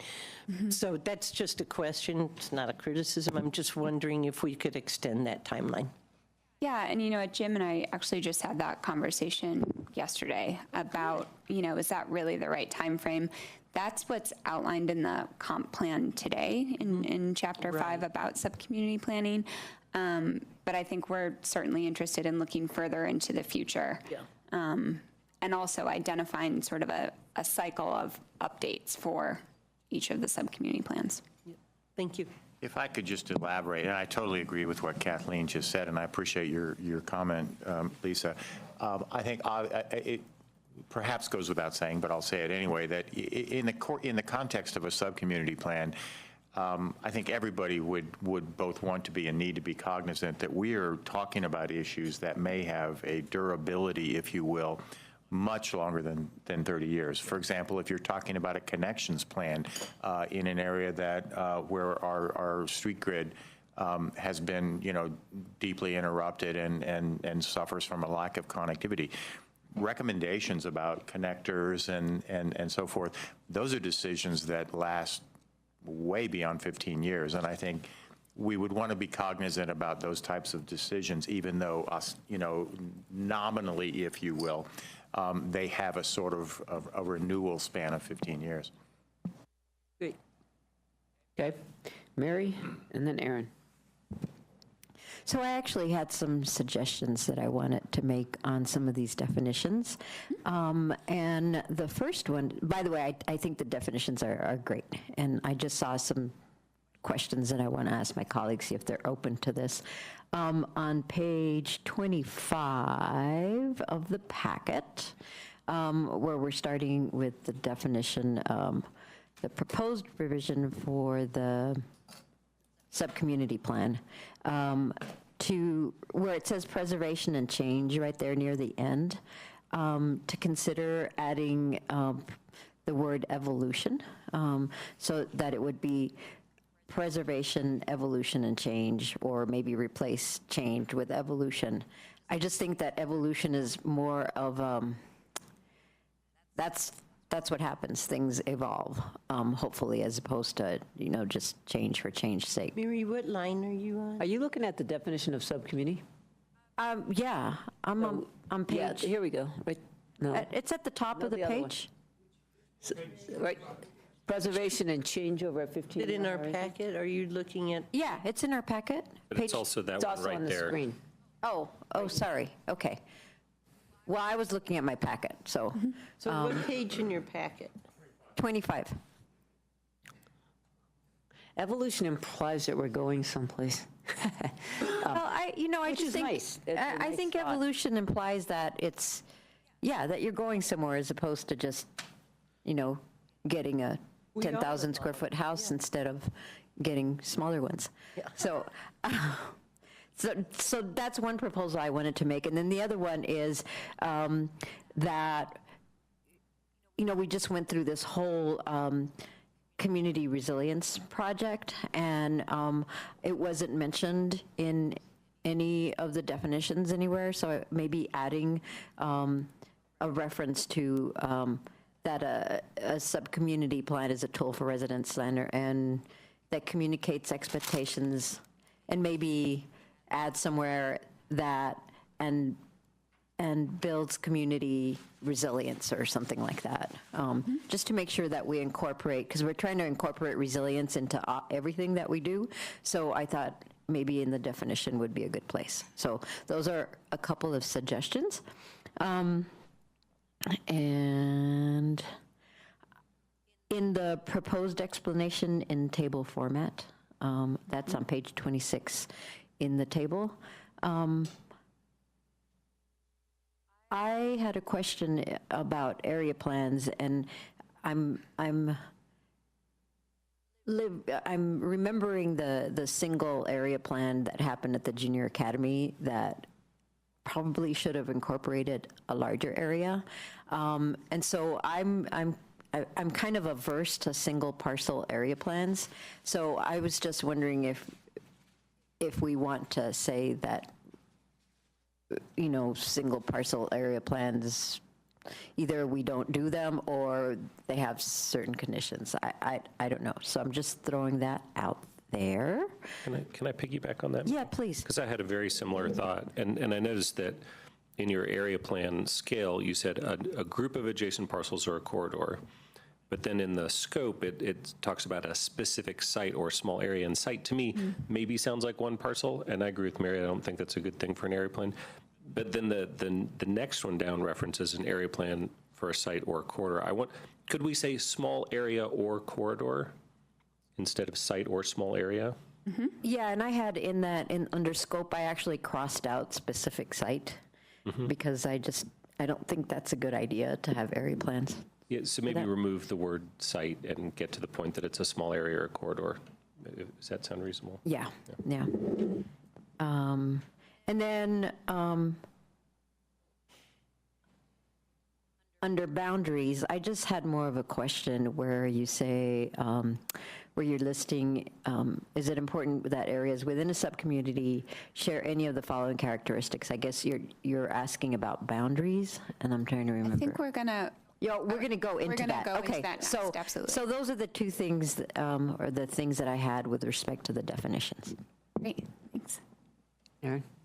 So Mary got my earlier thought. The one other one is I wanted to echo what Lisa was saying about time frame, and because what you're saying about this is an operating set of documents, and so it can go out of sync with the BVCP a little bit. So I don't think we should necessarily be bound by the 15 years. And I think aligning it with the schedule for the subcommunity plans makes sense. I mean, I think when we really get this going, I sort of think about it like painting the Golden Gate Bridge. Like as soon as you finish it, you start back over again. And so we might think about that. If a subcommunity plan takes 2 years, maybe it's a 20-year time horizon, and you get through them all, in 20 years, and that's the time horizon.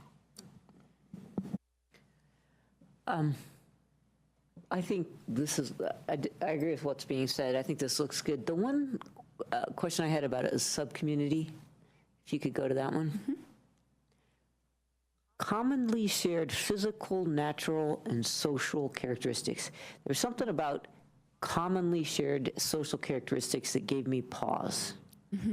Like, I hope we have diversity in most of our neighborhoods. So that was the one thing. I'm like, I'm not sure what we're getting at. It has a, you know where you live. So when people say you live in North Boulder, you know that. So obviously there's some distinct sort of, but a lot of that's geography. Anyhow, I guess I struggled with that.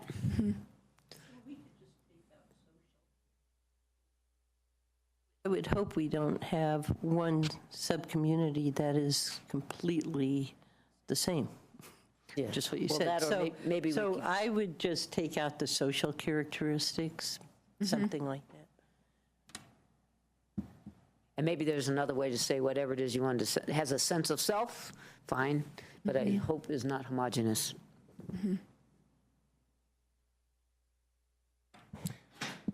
Yep. I mean, I'll just jump in. I agree with Mary's suggested edits. Evolution is a good concept, and the cleanup on the area plan. And yeah, I think you should work on social characteristics so that it is maybe unique character of the area or something of that nature that's speaking more about, you know, the identity of the subcommunity rather than something that's specifically social.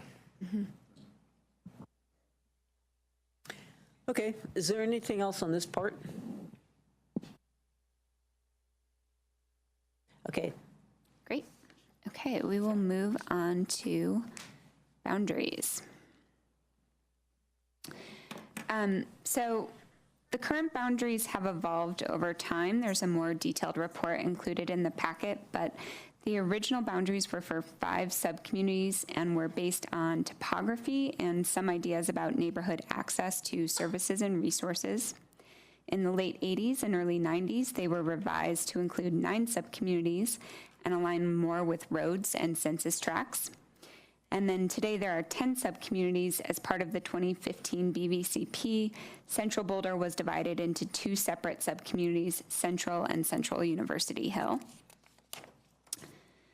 And with the existing boundaries, there have been some issues raised. So the first one is that with downtown Boulder's unique set of land uses and adjacencies, established districts, and design guidelines, that area may merit its own subcommunity. The other thing that I've heard from folks is that there's little alignment between the boundaries and a variety of methods for mapping Boulder neighborhoods, and we've gone through and kind of done that exercise, and that's accurate. The next one is that key community corridors currently act as the boundary lines between subcommunities, but actually may serve as the heart of some areas. And that there are some areas within the BVCP service area that are not assigned to a subcommunity. But there are some advantages to the existing boundaries. They do clearly distinguish 10 distinctive regions. They align with major roads, which makes it easier to distinguish. Generally, they align with the census tract boundaries. And also we have a great historic log of residential input and community surveys that have been collected and are now organized by subcommunities. So we have that, that historic insight. So for the next 20 minutes, I wanted to discuss whether council finds that revising the existing subcommunity boundaries is critical to the success of the subcommunity planning program. And I think the thing to focus on here is not really what any particular boundary modification should be, but whether or not it's critical that they are revised, as it would take some time. Okay. Wait, can you, when you say,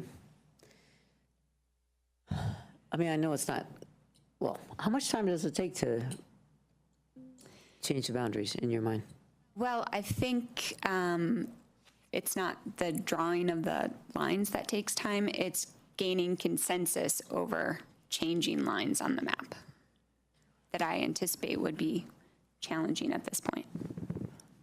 Okay, well, just so you know, we can start with that question, but whether or not somebody thinks it's critical will have to do with a particular place. Modification. So you might as well stick up the map there so we can look at that, because I'm thinking, okay, so we have a lot of, what? Get Lisa. We have Lisa, we have, So I don't know if it's critical or not, but I do think in specific areas, it is critical. And one of the things I like to talk about is embracing our streets and making them part of our urban landscape. And too often we turn our backs on our major arteries and we don't embrace the streets.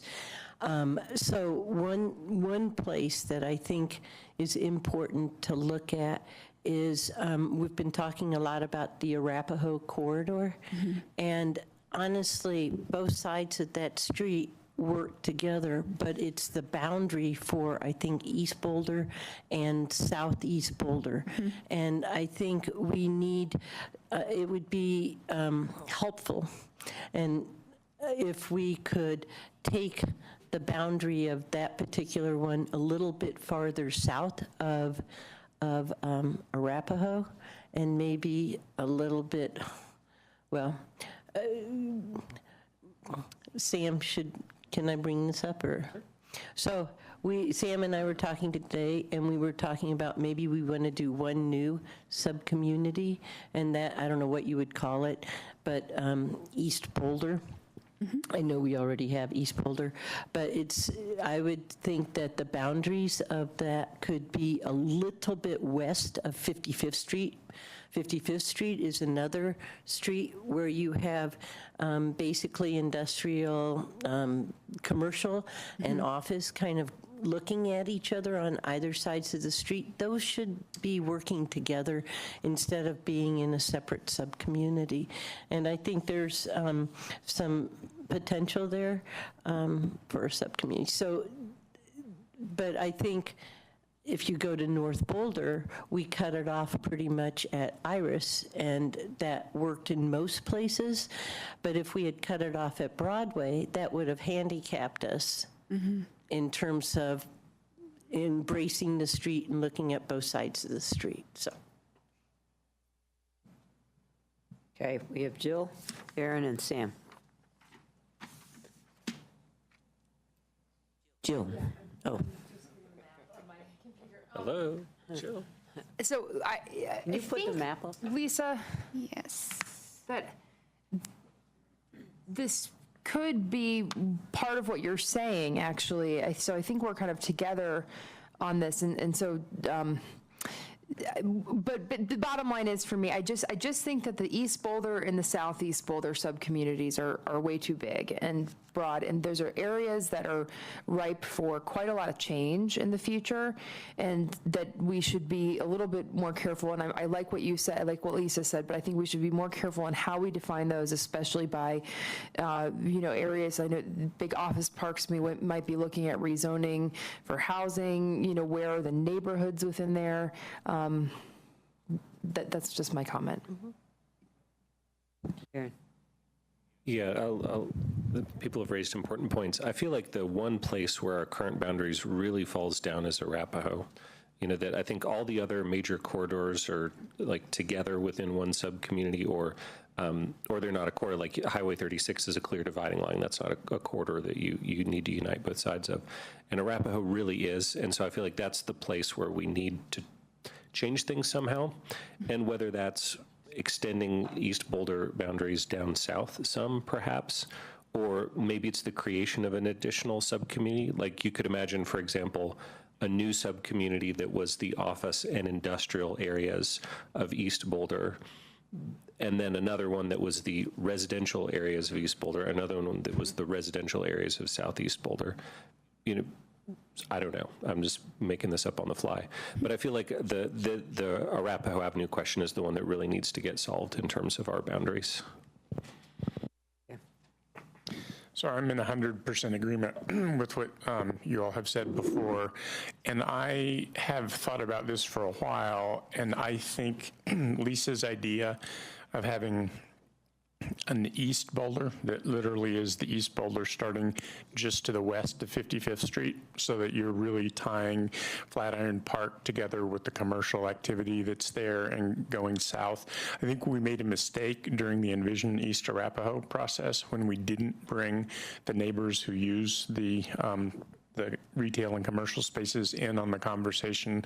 So I think that if we were to break that eastern section into three, that maybe you'd want to look at going north of Arapahoe with the southern piece, just because you're now taking a neighborhood and the neighborhood centers and tying them together. I don't know exactly where. I mean, I think staff can probably do some looking and figure it out, but I think the key point is we want 55th as a corridor, and you want both sides of it so that you get some unification around the corridor. And we want Arapahoe also tied, both sides of Arapahoe, one way or the other, so that it is an embraced corridor. And I could see arguments for either going north or south of Arapahoe. But if you take that big eastern block and break it into three sub-communities, I think that might solve the corridor problem on the eastern side. I'm going to agree, and not that we're drawing lines on maps, but just looking at the map, I mean, Foothill Parkway strikes me as a logical breakpoint. I mean, there's not a whole lot of similarity on the other side of the parkway. It's a big barrier. And then, as far as north-south lines, I mean, one would be Pearl Parkway on the north if you wanted to move the line north of Arapahoe. If you wanted to move it south, you might need to go as far south as Baseline. You guys will figure that out, but I mean, I think there are some natural breaks there. That keep 55th and Arapahoe north, south, east, and west of those four corners in the same district. And if I could just add, I meant to say this before, Palo Park seems to be an awfully strange sub-community. I mean, it's not tied in with either of its retail centers that it could possibly be involved with. Part of me would think of that being part of North Boulder. And that way we still have 10 sub-communities, but that Palo Park has always stood out like a little bit of a sore thumb to me because it's just a residential neighborhood and it's not nearly as large. We tried to make it something different.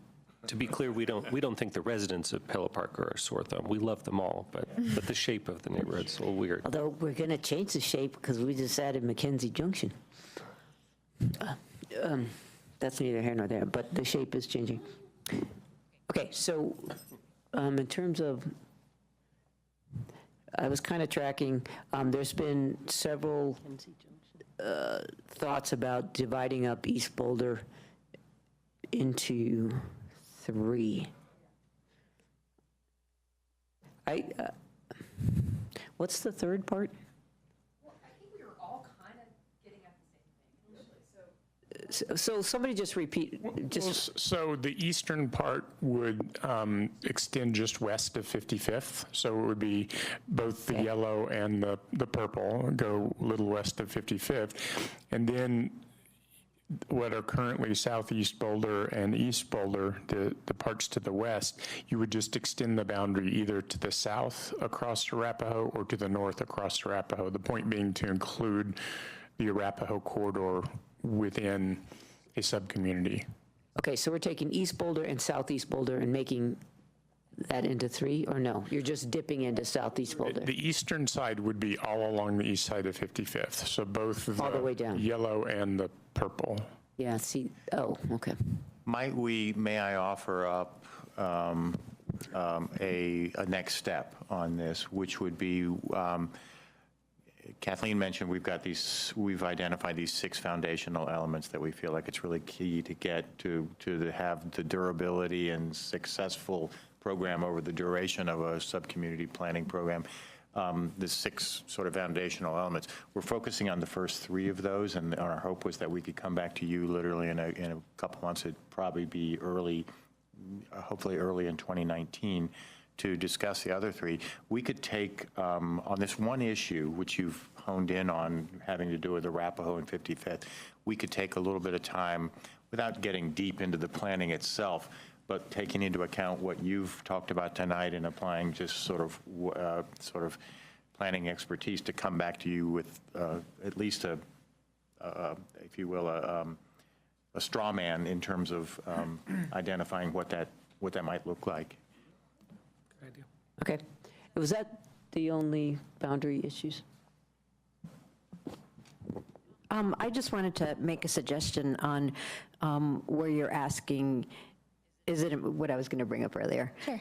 Is it important that areas within a subcommunity share any of the following characteristics? And you have a whole list of things.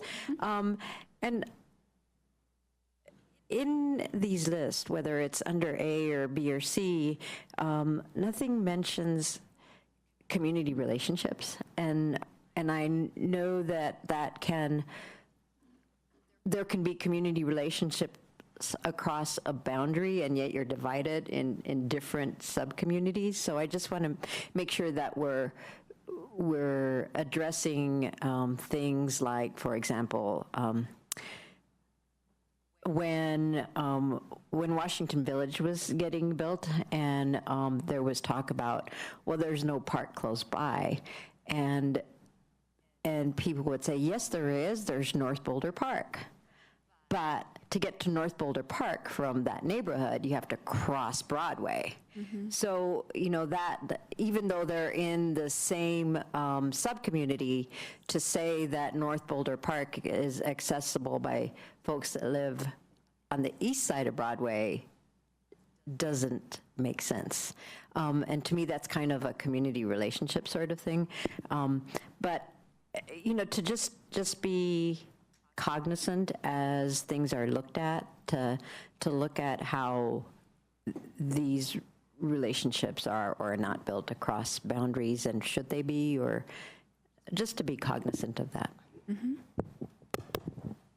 So I have two thoughts. One is, did you ask us about downtown?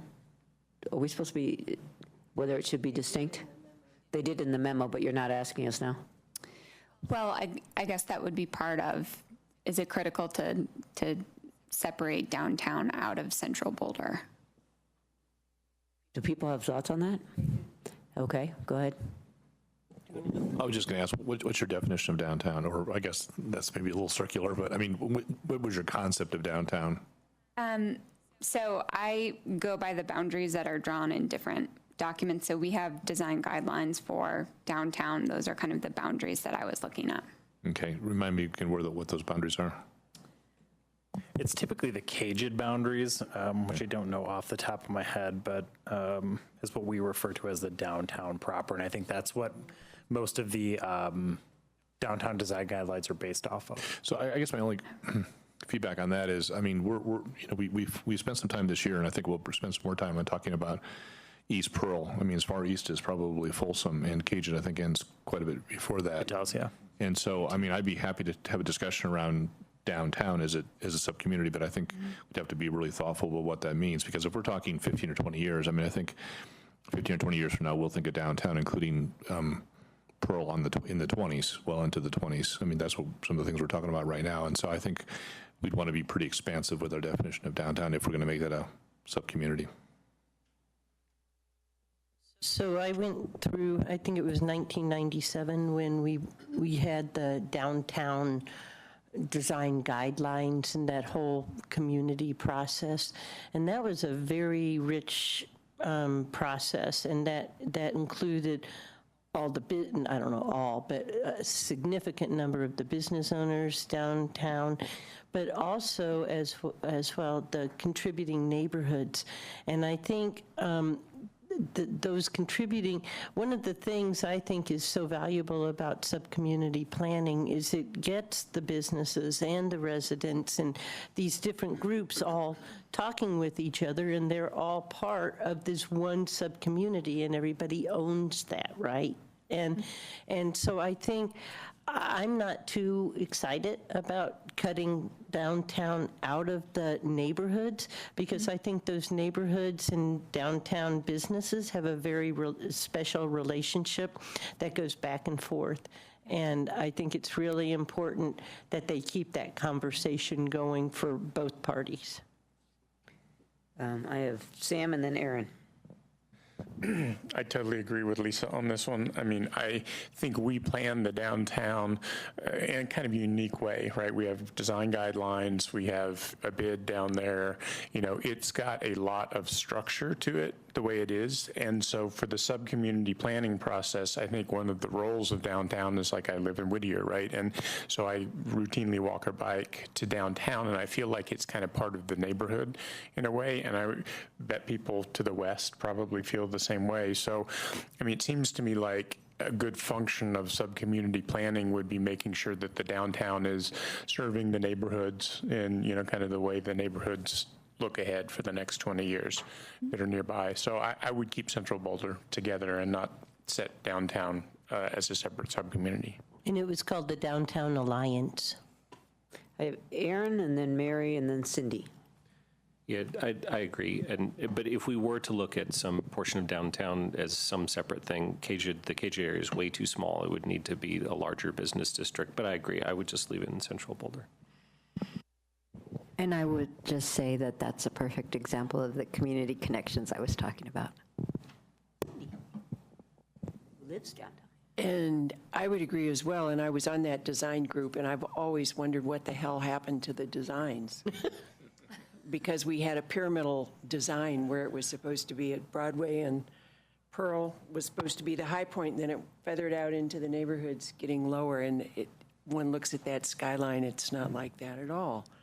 So whatever we end up doing, it'd be nice if it would, given the rich process that Lisa talked about, it would be nice if we actually implemented the things that we put forward. But Oh, by the way. Yeah. Yeah. yeah. Okay. Was that me? What? Okay, so I think we're done with leave downtown where it's at, but can you go back to the thing that listed what might be all alike in the sub-community? Yeah, I'm going to come back to, okay, next one. You had something that talked about, okay, maybe it was in the memo. It's the same question I raised earlier a little bit, but a different flavor, which it said similar economic status as one of the defining characteristics. I hope we don't do it that way. Okay? I think it's really important that we have diversity within each, and I think our goal is to have diversity economically and otherwise within each of these. So I hope, I'm trying to figure out where the reference was, but you know what I'm talking about? Yeah, it was, I think Mary referenced it earlier. It was kind of the list of considerations. Yeah, Is it important that a subcommunity shares that. these? Okay. Because I think, yeah. I had a separate question. Okay, go ahead. You were asking us about the service area, the areas 1 and 2. I mean, is that something that we should address here about? So there are a couple of, my pointer doesn't show up on here, but there's some gray areas that are within the service area of the city, within the boundary of the city, that are not assigned to a sub-community. And they're mostly open space areas. Well, I mean, the open space areas, I don't think it's a problem. Those don't belong in a sub-community plan. But, I mean, if you had a little slice of area too that is more developed, then that probably should be in a sub-community plan. But And like, say, Mackenzie Junction. I would agree, but I just don't know what the jurisdiction is because that's county land, Area 2. We still put together a plan. Right. But I don't have a problem with it, but, I mean, we have county enclaves in North Boulder that are part of the North Boulder subcommunity. You know, in a funny sort of way, it's really important that we actually do some planning around Area 2s because someday we may want to make some decisions on them, and having a plan already in place would be helpful. Well, if there's going to be residents or industry in them. Yeah, not well, I if think that was Aaron's point, is if it's just open space, obviously it doesn't matter. But Okay, if it's something just that looks like it's clarifying. potentially developable, we should plan for it. Okay, do people generally agree? If it's developable or it has been developed, it should be in one of these 10 or 11 or 12 or whatever we're up to? Does everybody agree? But if it's just open space, no, because that neighborhood's probably doing just fine. Okay. All right, what else you got for us? Okay, are you ready to move to prioritization? Okay, so this is kind of the third big topic. I know we've gotten some emails about this today, but wanted to talk lastly about prioritization criteria. So how do we decide which subcommunity should be planned for first, second, third, and so on, and why? There is criteria for prioritization identified in the BVCP. The challenge that we found with these 6 items is that they are hard to measure. They don't allow us to compare subcommunities side by side and evaluate which ones provide the opportunity to solve the most issues or provide the greatest benefits for residents. So we know what gets measured gets done. This is kind of an ethic and management technique used across industries and around the country. But the BVCP also mentions pursuing a method to measure community wellness. So we would like to explore developing some measurable criteria to prioritize subcommunities. I'm going to walk you through how we might do that using the first criterion from the BVCP, which is the extent to which the plan implements the comprehensive plan goals. So the comp plan doesn't identify exactly goals, but there are 7 focus areas where the plan is pretty clear about what should be accomplished in the future. So for this example, I'm going to focus on how we would prioritize subcommunities based on an arts and culture goal. So the intention of the arts and culture focus area is to increase access to art and cultural experiences. Based on our current data, there are 100 public art installations across the city.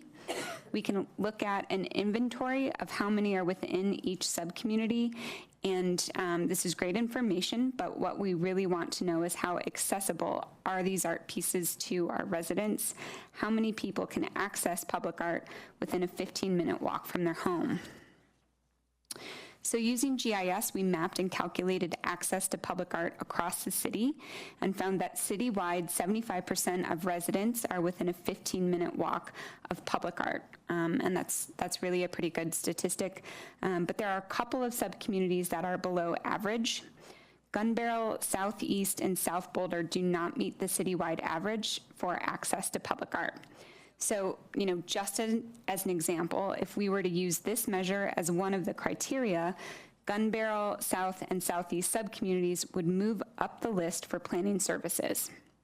So I want to kind of reiterate, this is just an example, but I'm really trying to demonstrate kind of the process that we would go through to evaluate the subcommunities and help us rank them.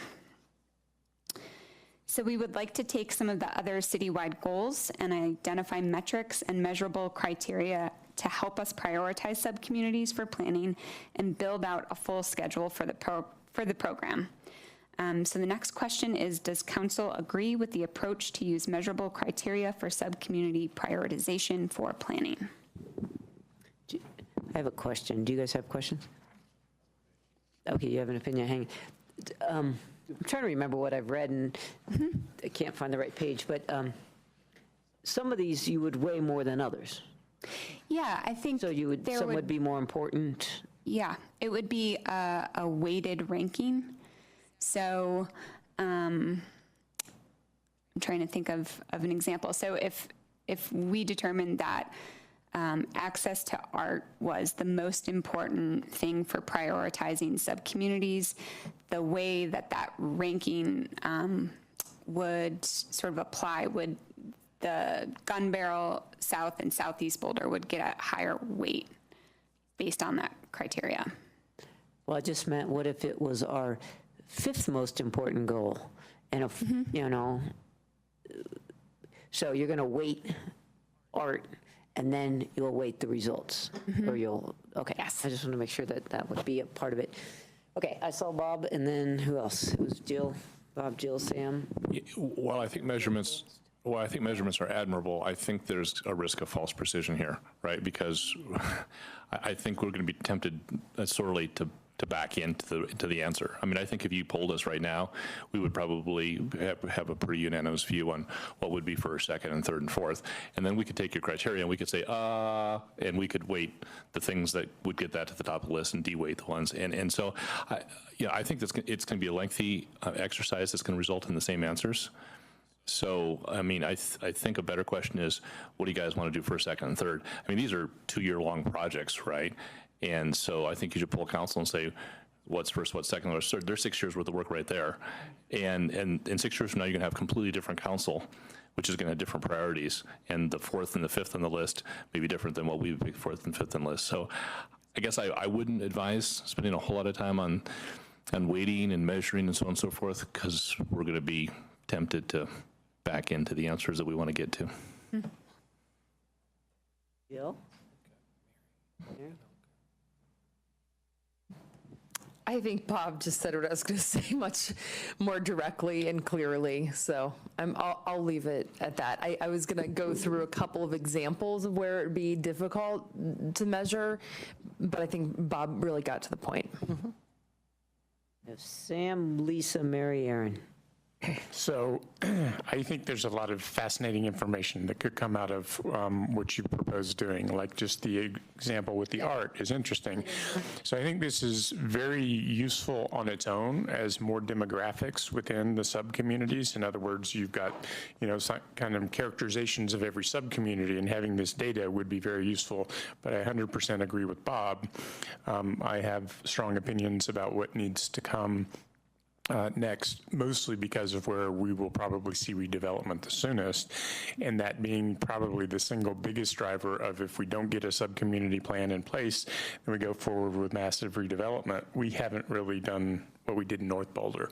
So I would say continue to do the data collection, but let's also live in that with what we know about how the city's redeveloping at the moment when we pick ours. So, Lisa? So from my perspective, one of the really important things about a sub-community plan, beside bringing the community together and stuff, is having a vision and creating that vision. And the second thing, imminence of change anticipated in the area. I think we do not want to be reacting to development, but we want to have a vision for what it is we want, the types, the scale, setbacks, all of that, and then implement it through the sub-community plan. And that's where all the people in the sub-community, as well as outside of the sub-community, come in. So I agree with Bob, but I think, again, I see this as a kind of an urgent thing because people have rights to develop, and nobody's talking about taking that away from them. But if we could get them in as part of a bigger vision, I think we as a community will come out with a much better product. Mary? I was just going to add that at some point I had heard to prioritize things by areas of change, and I think you just said it, imminence of change, and I think that's probably what we all have in our minds as how we would prioritize things. So. Aaron, Cindy? Yeah, I'll agree with what's been said. And then, as we move through this process over the years, it might be that when you're halfway through a sub-community plan, that's the point at which the council at that time makes the decision for what the next one should be, like with a year lead time. And that there would be maybe, staff brings forward some, we're seeing evidence of change here, there, and the other place. And then there's a discussion, a study session or a hearing or something, and then the council picks the next one. But I think it's probably something that councils will always want the prerogative to make that next decision. Cindy? I just want to say that I agree with Lisa as well. I also want to say that when I was on that design committee, it was as a neighborhood representative from the West Pearl. But I'm concerned, I'm trying to remember whether or not the central area, because of the hospital redevelopment, wasn't somewhere to the top of the council's list. Whereas from my thinking, I see other areas where it's more urgent in terms of change and what's happening and transitioning. and I'm thinking east, that really, because that could happen very quickly as well, and it involves so many people and so many moving parts at this that are coming up. Jill. I just want to quickly say, I really like what you said about what gets measured gets done, though. And your example of measurements, it would be great to use this once we start sub-community planning. So at that first neighborhood meeting, I think Gun Barrel, not that that'll be the first one, but they would find it fascinating to know that they have 0 public art. And that's not something that might be on their list. So do it still, just like in the context of that sub-community when we get started. Yep. Just to answer Cindy's question, is the Alpine Balsam project an area plan under the definitions you just put up there? Yes, it is. If I could add on to my answer just a little bit, it's a little bit of a hybrid beast in a way, due to the fact that the city owns 8.8 acres there, which it bought approaching 3 years ago, and of course the hospital is going to be vacating less than a year from now. So it's a little bit of a hybrid in the sense that we own a key parcel that we know is going to change, and our objectives for our parcel, I'm speaking of us as an entity, the corporate entity, the city, our objectives are to really sort of, in part, figure out what are we going to do with it. What's the program of uses, how will we accomplish those, and so forth. So our interests with regard to that 8.8 acres are particularly heightened and focused. It is, though, going back to your fundamental question, it is an area plan, and the area plan boundaries, I think, which reach out into some of the adjacent areas and what you might call areas of influence, you know, across Broadway, Community Plaza, the Boulder Medical Center. It very much, I would say, corresponds with the way that Kathleen has described the function of an area plan. It just has this hybrid aspect because we're conducting a more sort of focused and detailed planning effort with regard to the piece of it that we own. And then with respect to Cindy's question, do we have the bandwidth, the staff capacity to complete that area plan, but in parallel launch our first sub-community plan? Because I agree with comments made by Sam and Lisa and some others that there's a pretty high degree of urgency to get going on this first sub-community plan. I think we all know the area we're talking about, so that we stay out in front of what might be presented to us. Yeah. So as Lisa said, we're proactive as opposed to reactive. Yeah. Come on, Kathleen, you can do both at once, right? Yeah. No. I've drawn a you know, sort of great wall of China between Kathleen and the area planning, because I really want Kathleen to be focused on sub-community planning. I feel like that's a high priority of yours. We actually have sort of 2 teams. Kathleen's probably thinking, like, where's my team? We actually have can't you see them? We actually have a couple positions we're in the process of filling right now, either because of vacancies and that sort of thing. And so we will bolster the resources available to Kathleen and anybody working on sub-community plans. But that won't come, my intention is that won't come to the detriment of our continuing work on Alpine Balsam Area Plan. And I think, you know, going back to Councilmember Carlisle's comment, you know, we're going to be engaged in this area planning for Alpine Balsam for another 9-10 months or so. And we have a set of proposed boundaries that we shared with you. I think those boundaries do conform largely to what would be the area of influence of the change in that area.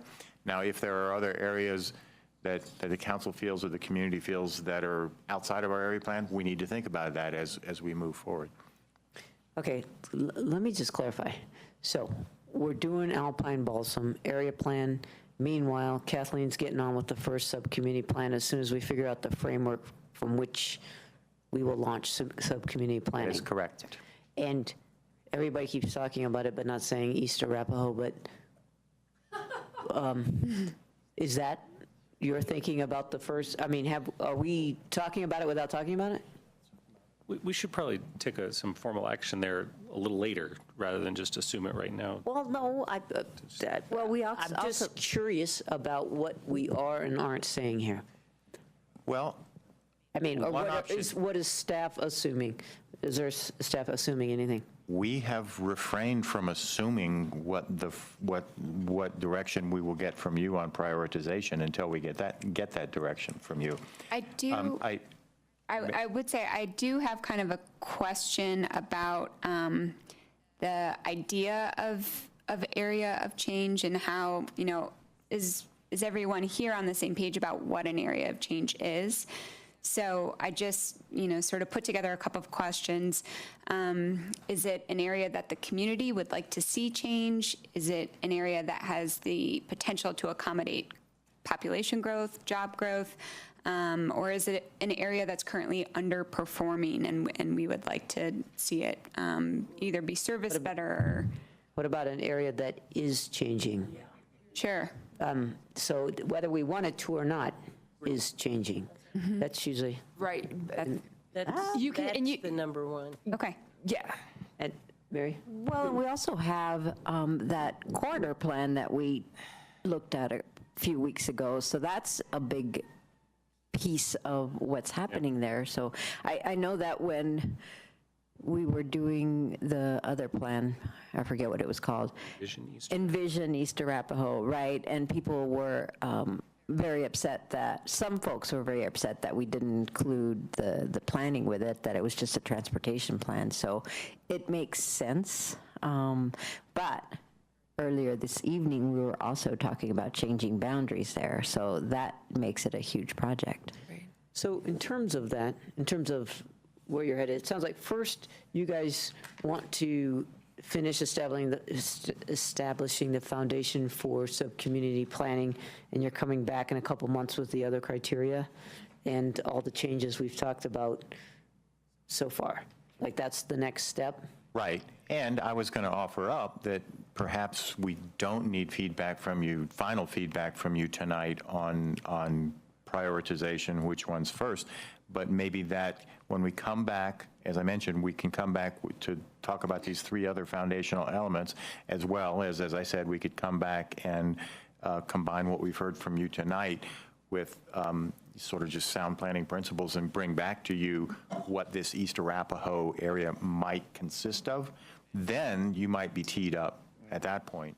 Right. Yeah, but- And I that guess direction. one other thing I didn't weigh in on prioritization, I guess, without disagreeing with what was said, I guess I'll just underscore that I think areas of change, it is by far going to be the largest, maybe should just be the main criteria in general.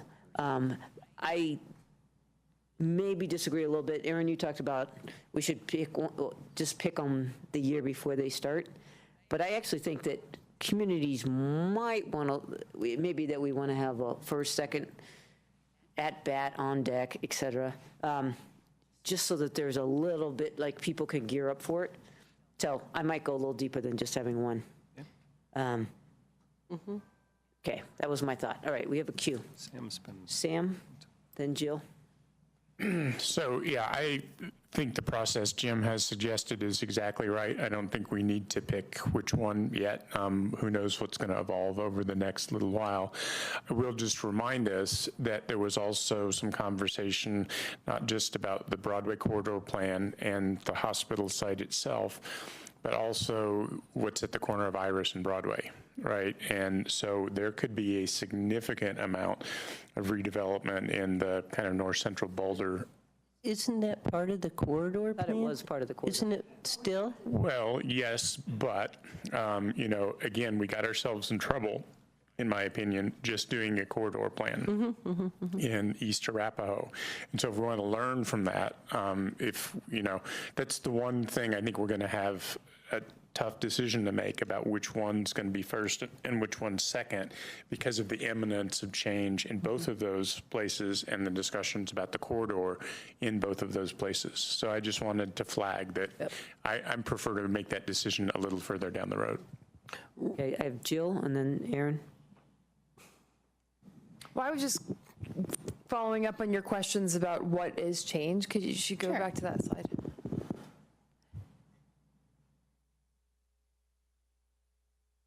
If it's okay.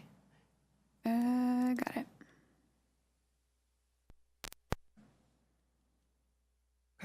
So, and then Zan and others said, well, areas that are changing, and if that is hard to even quantify, I mean, there's certain places that are just screaming for redevelopment, where big parcels are turning hands really quickly, where development review applications are coming in.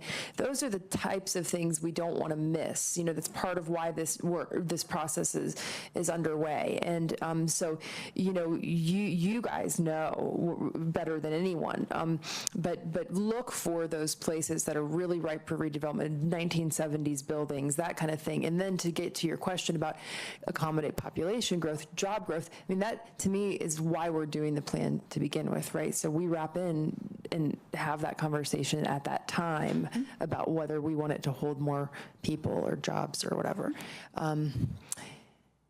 Yeah. Aaron. Well, I'll just echo what we were saying about the process. I didn't mean to cut things off before, but just that I think I'll be very interested to see how the boundaries change, and I think how we decide to move forward with that will really help inform us decide the prioritization of some of these couple bigger areas of change in our community. Certainly the central Boulder areas, there's lots going on there, but East Arapahoe is a very vital area right now that could use some attention too. So I look forward to that discussion in our next iterations. And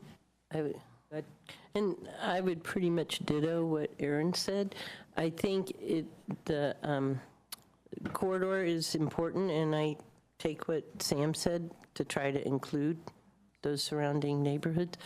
But as Jill said, there's big development, or there's things that are happening right now on East Arapahoe, and they're already happening, and we're reacting to those. And these are significant developments that some could be by right.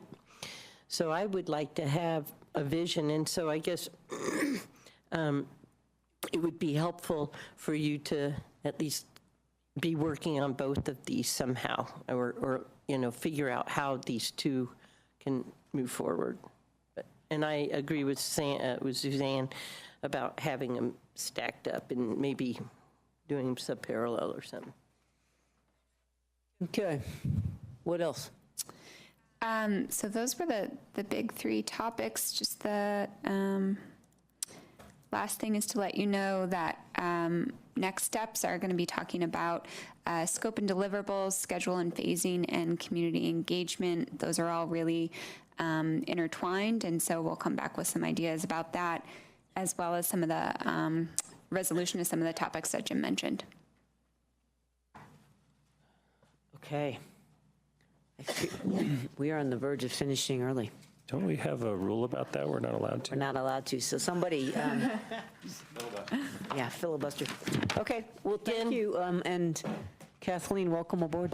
Thank you very much. Mary? So I just wanted to remind everybody about the Victor Dover memo that, I don't know if everybody got to see it this afternoon.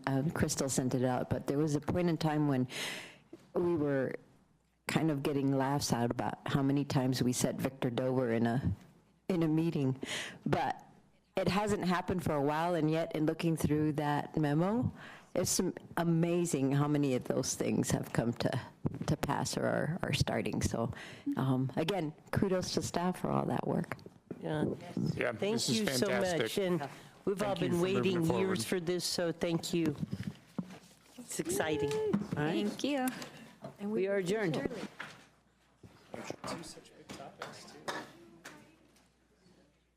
And that was a great memo.